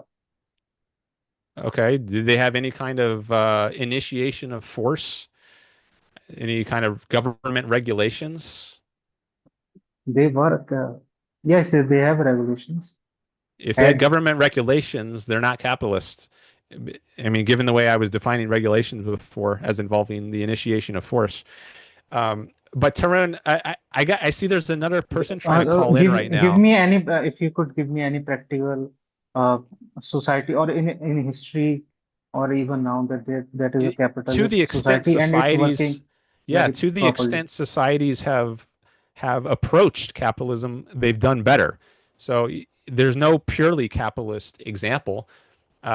But countries that have gone closer to it have done better. So you can compare Which contrasts like the United States and the rest of the world. I think the United States has become much richer than most of the rest of the world, and it's also become the most capitalist, at least during certain parts of its history. And you can look at comparisons like Eastern Europe versus Western Europe, or North Korea versus South Korea. To the extent a country becomes more free and more capitalist, it also th- becomes more wealthy and successful. There So are many history bears countries it out. in there are many countries in Europe or like Scandinavian countries. Their GDP hasn't grown. All right. That's not a I'm going to have to, capitalist society. okay, Yeah. I'm going to take this other call. I appreciate you calling in, but there's someone else who I think this is Darwin um, Okay. from the chat calling in. But yeah, I'm going to take that other call. But thank you very much. I'm glad we got to have a conversation, and maybe I'll see you again sometime. Okay. All right. Bye bye.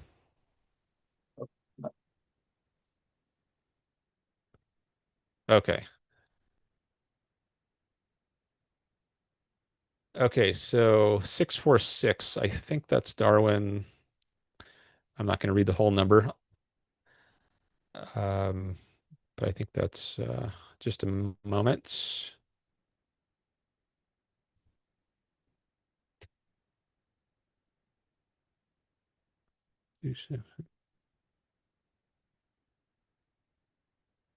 Yeah, that's Darwin.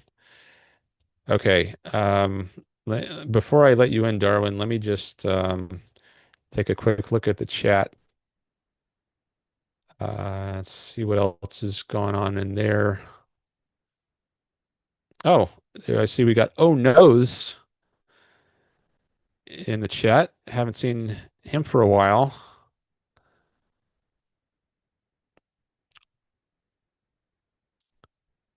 Jurg Jurgistix.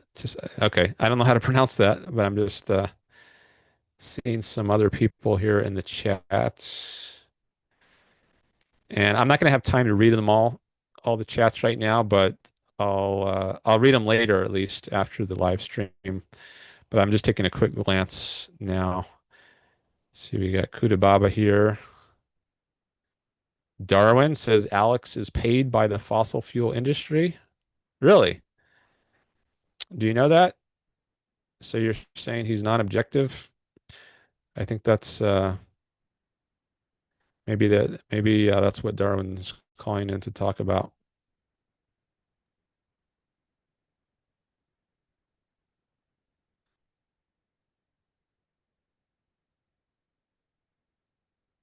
Okay. All right. Let's see. Okay, I'm gonna admit Darwin, make sure I got my settings correct. Okay. Admit. All right. Darwin, hello. Hey, can you hear me? Yes, I can. Great. Well, I liked that conversation that you had with the environmentalist. That was fun. Yeah. But Is yeah, I mean, yeah, I like the disagreement. I think it's interesting to listen to.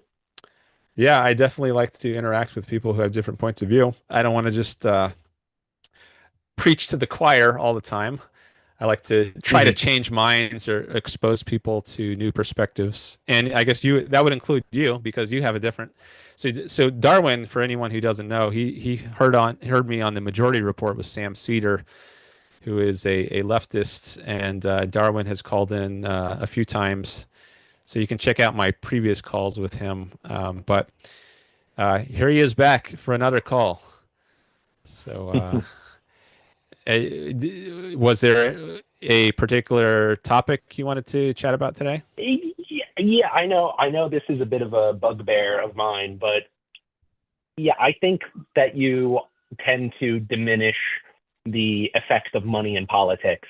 So I'm not saying anything about Alex Epstein. I've never written his work, but I know when I went to his Wikipedia, there were links that showed that he's connected to the fossil fuel industry. So I'm saying there's an opportunity for motivated reasoning. So if you're paid by an entity that you have to make opinions on, are you more or less likely to make opinions that bolster or weaken them? I don't know. I mean, it might depend on your character. So if you're an honest person, then I think being paid doesn't necessarily sway you. Maybe it's more likely. Maybe I could.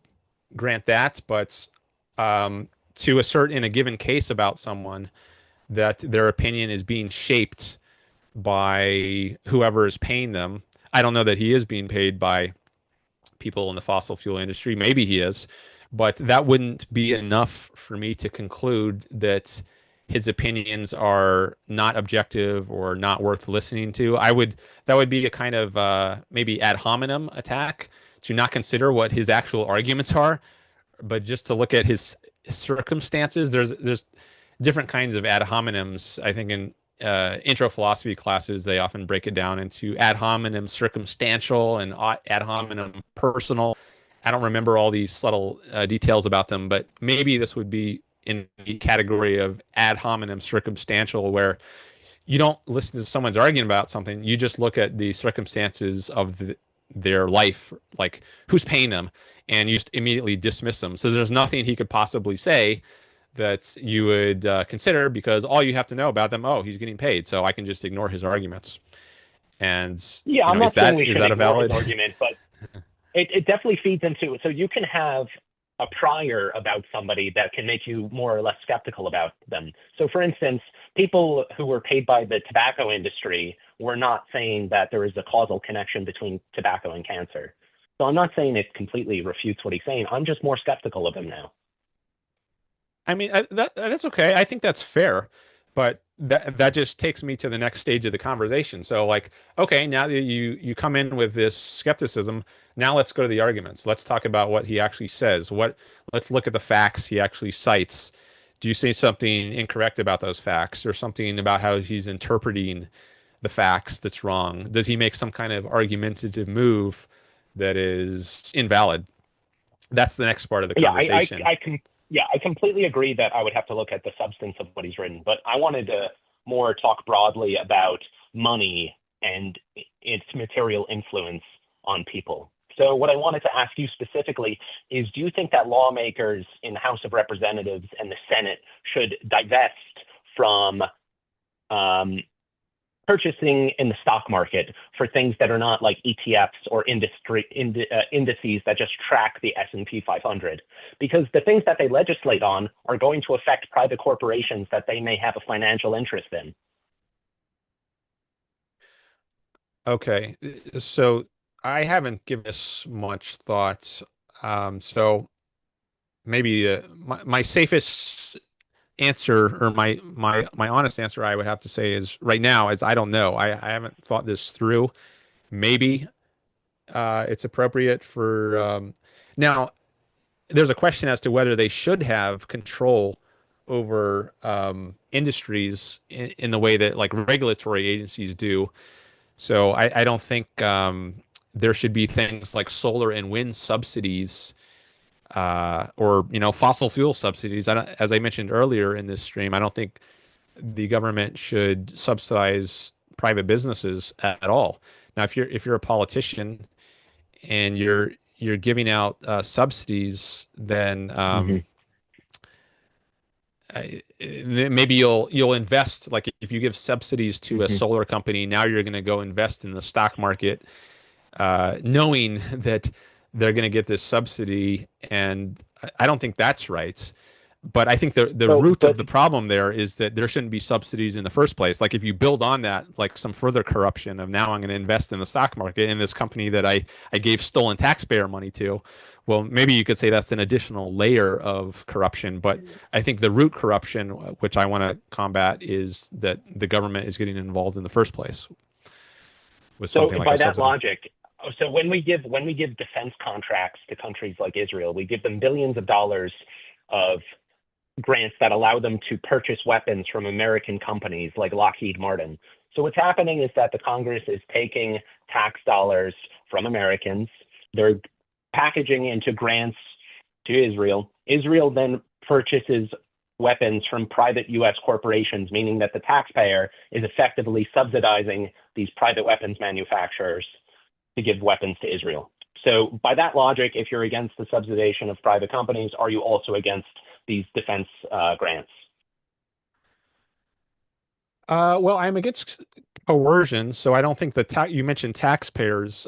I don't think taxpayers should be subsidizing anything because I don't think there should be taxes. So if the U.S. is going to help Israel in some way, then maybe it could do so by selling weapons to Israel.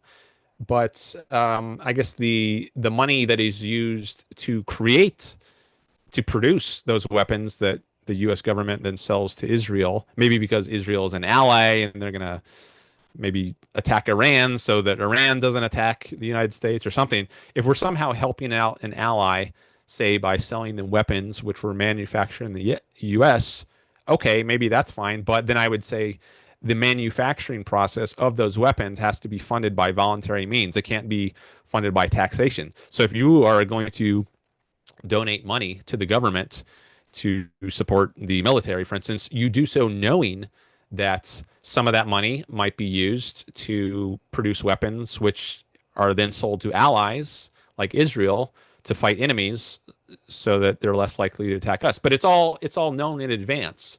So, given that that's the setup, I don't think there's a problem with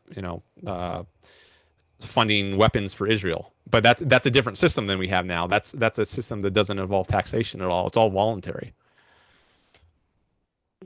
Yeah. So, I mean, you basically agree, other than your stance on taxes, that using taxpayer-funded resources to essentially give weapons to Israel is not in the best interest of the U.S. people. It might be only in a limited kind of case. Like you could say, like given the context we're in now, and given the fact that we have a taxation system, and given all the things that taxes go to, whether it's public education or Social Security, Medicare, public roads, foreign aid to countries like Israel, you might say in that context, I might say I don't oppose, and maybe I even endorse giving weapons to Israel, but that's only because I think it's less bad than the other uses to which tax dollars are put. Like in an ideal world, there wouldn't be tax-funded aid to Israel at all. But given the situation we're in now, I might say, well, it would be worse to stop giving them aid than to continue giving them aid. So I haven't thought this through, but I might say from this limited context of 2025, maybe I do think it's good to aid Israel, even though it's tax funded, because the alternative is even worse. But if you can somehow take steps away from the whole tax funded system, then I would support that. Yeah. So I'm trying to square your position that these public, you may call them welfare or benefits to people. So Medicare, Medicaid, Social Security. You're saying that those are greater evils than giving weapons to Israel?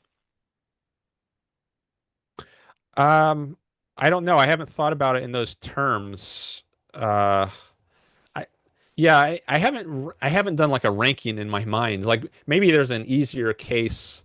Like I don't think you could get rid of Social Security overnight or Medicare because it's just so ingrained into people's lives and people have been paying into these systems for decades, and you can't just automatically cut someone off when their livelihood depends on it. So I favor phasing out these programs over time. I don't know how many years it would take, but maybe phasing them out over decades. I'm not sure. So I haven't ranked what is the most urgent thing to get rid of. I think there are certain things that you could get rid of overnight, like increasing subsidies for solar and wind, like any business subsidies. I don't know if 100% of them, but I would imagine that a vast majority of subsidies could be gotten rid of pretty much immediately. That would be one thing I would support. Maybe there are other things, but I haven't done a thorough ranking of exactly how you transition from where we are now to the sort of society I want. I guess I'm more focused on convincing people that the goal that I'm aiming at is a worthwhile goal. And then once I get someone on board with that, then we can have the debate about, what's the best way to get there? How should we prioritize, cutting this or cutting that? That's a more downstream discussion. I think you're going to have a hard time because something like Medicaid finances around 50% of births in rural communities and like 4 out of 10 births nationally. So we have seen this gap where people can't just rely on the free market. They rely on the social safety nets for so much of life. Like, I think the Build Back Better bill or the American Rescue Act by Biden cut child poverty in half overnight just by giving out the child tax credit. So I'm all for, like, I like your vision that we should give people the most freedom, but your vision won't cover it. Like, the free market does it. We need a mixed economy so that people won't become immiserated. Okay. Well, I disagree with that. I mean, I think people will be more immiserated without the free market, and that the free market is the solution to poverty. But I'm kind of curious about like your your moral position. We haven't talked much about that, at least explicitly, but I think that might be at the roots. I do think ethics are more fundamental than politics. So if you have a certain ethical outlook, like altruism as opposed to egoism, then you're going to be more convinced of a certain political system. Um, so ethics is just the study of the good, but so that's going to condition your view specifically in politics of what is a good political system. So I think politics is a downstream kind of field. So if we're coming at things from a very different ethical perspective, that's going to influence the politics we accept. Does that make sense? Yeah, I think I'm a complete consequentialist. I'm interested in good outcomes that prevent suffering or increase the greatest good for the greatest number. Okay, that sounds utilitarian, that phrase, greatest Yeah, good for the greatest number. Whereas I'm an egoist, and I think what makes most sense ethically is to do what benefits yourself, makes your own life go the best. So I think maybe it would be fruitful for us to talk some about egoism versus altruism or utilitarianism, since that is a but more can fundamental I issue. tackle something first? Okay, go ahead. So, like, yeah, in order to get at your egoist framework of like doing the best for yourself, and that will have downstream consequences in politics. So, like, going back to the river problem, where your solution is that people should, have private property. That should be their own domain. If they do things to hurt other people, then they should face the consequences through lawsuits. But what I'm saying is that that's already, like, we've tried that system. It's caused cancer and metabolic issues for people. You need regulation at some level to prevent these tragedies to happen in the first place. Because under your system, it's harm happens, then you sue, then that recurring over and over in the free market will make the bad actors go away. But that involves, again, the tremendous harm to people, as opposed to when you impose regulations, you can prevent harm happening to people in the first place. Yeah, I remember this came up, and I think it was our last call. So Exactly, yeah. you're proposing preventive law. That's a way you could put it. Whereas I oppose that, or regulations. So should I have someone follow you, or should the government have someone follow you around to prevent you from murdering someone? I mean, is that something you would support? Like I you would go say about there's your life, but you don't have someone shadowing you all the time to make sure that you're not doing something bad, like murdering or stealing. But should we put someone on you? No, but there's a fundamental difference between having somebody invigilate me constantly and saying to somebody that you can't dump hexavalent chromium into a publicly used water system. So I think that's a false analogy you made. I don't see why it's false. I mean, there's some company that might do something bad. Companies are just made of individuals like you. You're an individual. So Mhm. I don't see a fundamental So what I'm difference. saying in your world, is it legal for somebody to dump hexavalent chromium into a water system? I guess it depends on what rights regime has been set up. Like if you have rights over a certain section of the river, and it's you, I guess maybe you purchase that section of the river on certain Hmm. terms, including that toxic waste isn't dumped into it. Well, then no, you couldn't just pour waste into that part of the river. But maybe Hmm. you're like a landfill or a dumping place where the whole point is to accept toxic places. And if you own that dumping area, then it wouldn't be violating your rights for toxins to be All right, dumped in there. let's say like you're like GE back in the day, and you bought a location along the Hudson River from either, I don't know who they bought it from. They bought it from the state, or they bought it from a private individual. Are you saying that the individual that sells the contract for that land to the corporation owner has to include in the contract not to dump waste into the river? Like, is that the mechanism that's going to prevent them from giving thousands of people cancer? Maybe. I mean, what would be the problem with a contract that stipulates what you can and can't do with a river? Because you would have to stipulate an infinite number of things. Like, can they dump batteries into the river? Can they like how can this be No, legislated I mean, through a you contract? can Right? How put it in can general terms. I mean, this is the case with every contract. You have to specify it enough so that it can be objectively interpreted. And so you just, you get lawyers to come up with the necessary language so that it's clear what you Mhm. can and can't do. I mean, this is the case with any contract. There's nothing. Yeah, so let's say the contract goes through and there's not a provision not to dump waste. What happens then? So the owner gets sued by the people who in 20 to 35 years get cancer?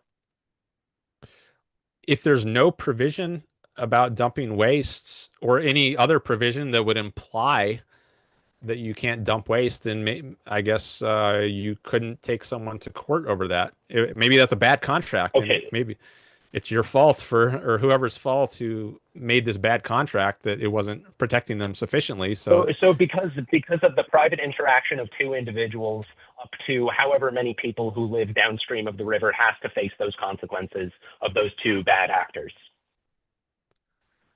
well, I mean, we have to I'm thinking about all the details that go into this. Like, is the entire river divided up into sections, each one of which is privately owned, and do they all have like different contracts? Like, um, maybe there's like 100 different sections of this river, and they each. So let's bring it back to some concrete example like GE dumping PCBs into the Hudson where it flowed everywhere. Okay. So, I mean, I So don't know under what, like, was the Hudson privately owned? Was it carved up into sections that were privately owned, or was it just public river? so the in your scenario, the punishment or the liability would be a function of how carved up the river is in terms of private and public. Well, I don't think it should be public at all. I think it should be entirely private. I mean, I guess there could be a period in history like um, where something isn't owned at all, and no one has expanded civilization to that. Like when the Europeans were moving to the American continent, there were some Native Americans or Indians there, but I don't think they had a system of property rights. It was in place. Like it was a more communal, tribal sort of existence, and they were nomadic. At least some of them were nomadic, some were settled. But there wasn't like a modern property rights regime in place. So there might have been during that period sections of the continent that you could say were just unowned. But then as Europeans started coming over and bringing their property rights regime with them, I think what they needed to do was, apply to all the places that they had settled, including the Hudson River and all the lands nearby. They had to have clear claims on who owns what, so that they could settle these sorts of issues. And if as long as they were just left as communal land, then I think you're going to have problems, maybe like the ones you're describing, which there aren't any good solutions to. But I think the solution is to privatize it. At least that's part of the solution. I mean, I think the better solution, as we've seen, is to regulate, and so that private companies can't ruin the waterways, so that people can fish and use what should be a common good. Okay, well, Because yeah, there's no way of preventing the environmental disasters that have been present in, let's say, Newark Bay, Bayonne, like in the 1970s, a manufacturer that manufactured Agent Orange, which was used to defoliate Vietnam, exploded and leached dioxins into the river. So there are myriad examples in which regulation is required so externalities don't get pushed on to people living downstream. And under a private ownership of that river, no justice would be served. yeah, I don't Unless there was see. something in the contract law. Well, yeah, that's the thing, right? I don't see why these problems would occur if you have a regime of contracts and property rights in place, and you could a system where you can sue people if they violate the rights. I don't think there would be reason to think there's going to be environmental degradation necessarily. Something that you couldn't sue someone over and get compensatory damages for. I mean, and that can happen even if you do have regulations. People can violate the regulations. So I don't think that's like a magic bullet or anything. Yeah, but do you think people are more or less likely to violate regulations if there are large consequences for violating the regulations? I think we can push or kind of perturb people's behavior in one direction or the other. Um, yeah, I mean, overall, I don't. I think regulations. I guess they can have some deterrent effect, but so can the profit motive. I mean, if you do things, if you violate contracts, you can just and you get sued, taken to court. This can destroy your reputation as a business, put you out of business. Maybe you can get fined, thrown in jail. So the free market definitely has deterrent mechanisms, and it also has a profit motive to incentivize people to behave well. So then Yeah, I there's, think, but I think, if you have, well, I'll just pause there. Go ahead. yeah, I don't think we're gonna find common ground on this. So, uh, yeah, I'll let you go. But it was nice talking to you. Well, We'll if talk you about wanted to like, go back yeah, to the more what I think is a more fundamental issue, I would be fine to talk about that for a while. The ethics of like egoism or utilitarianism, because I think that might be underlying a lot of our political disagreements. And I do think that we're really never going to agree on the politics yeah, ultimately, unless we have. I'd have to brush up. Okay. Yeah, I'd have to brush up on the philosophy. So All right. I'll let you go for now. All right. Thanks for Thanks. calling in. Yep. Yeah. Bye. All right. Let's see, we got some more people in the chat. Mange is back. He was trying to call in last time, but wasn't able to get through. It's been, let's see, over 2 hours. I usually stream around 2 hours. Oh, glad to see we're up to 14 likes, it says. I think that might be the most I've gotten during a stream. So great. Thank you. Definitely appreciate the likes and any new subscribers. Definitely appreciate that. All right. We got a couple more subscribers. Thank you. Thank you. Thank you. Um, Working my way up to 1,000. That'll be a great milestone to hit. So we got some chats here from Matthew Stroud in Mange.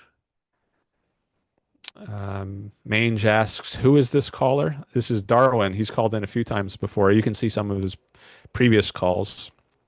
He heard me on a different show called The Majority Report. And we've done a few debates. Um,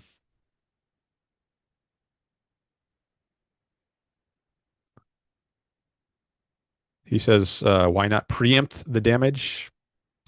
Well, do you think people should be treated as innocent until proven guilty? Should any damage you cause be preempted by putting a government agent on you to follow you around your whole life? Because what if you murder someone?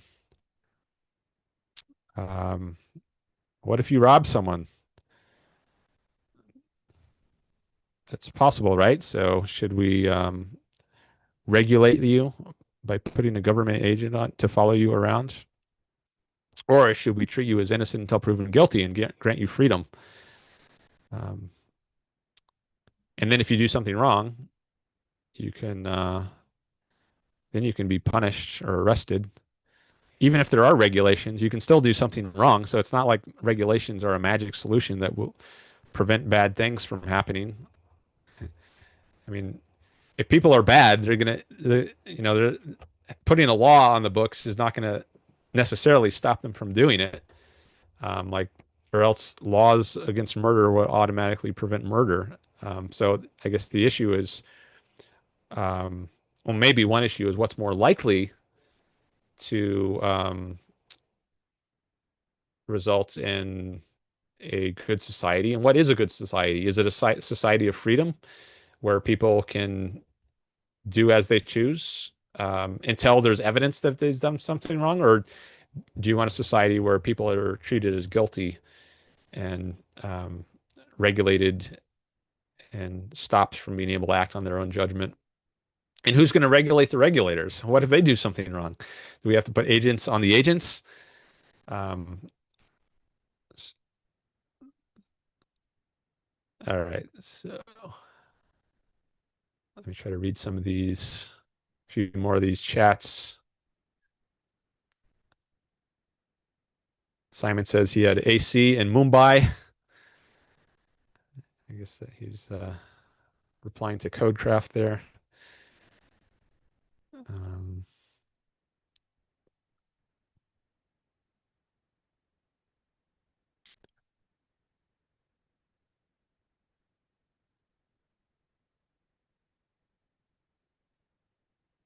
let's see. Mange, have you not thought about the river pollution problem before? No, I've thought about that one.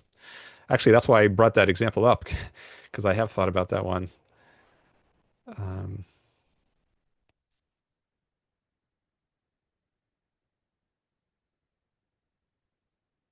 Matthew says, why do we need an EPA or whatever in each country?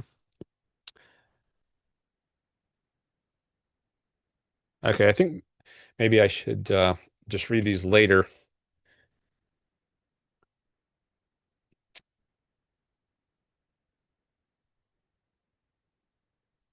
Okay.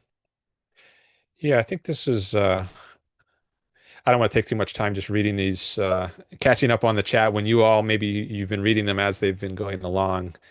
Might take me a while to get through them all. But we've been going over for almost 2.5 hours now, so I think this might be a good time to end anyways. So I think I'm just going to end the stream now. But I'm very pleased with how it went. We got 2 callers and we got a good number, a lot of likes, more than usual, and more subscribers than usual. So that's been great. All right. So thank you all for coming by. I do plan to stream again, as usual, on Wednesday. Wednesday and Saturdays are my normal days, 1 p.m. Pacific time. And if you're subscribed, you should get a notification if you hit that bell for exactly when I plan to go live. So I will usually give this new title, give the stream a new title after I see what's been talked about during it. I retitle the stream, and then if I have time, which I usually do, I will go through and add some material in the description under the video and put in some timestamps, so it makes it easier to navigate and jump around to a particular part if you just want to, if you're interested in a particular part. So hopefully I'll have time to do that again. Um, and all right, that's it for today. I will see you hopefully in a future live stream. All right, bye everyone.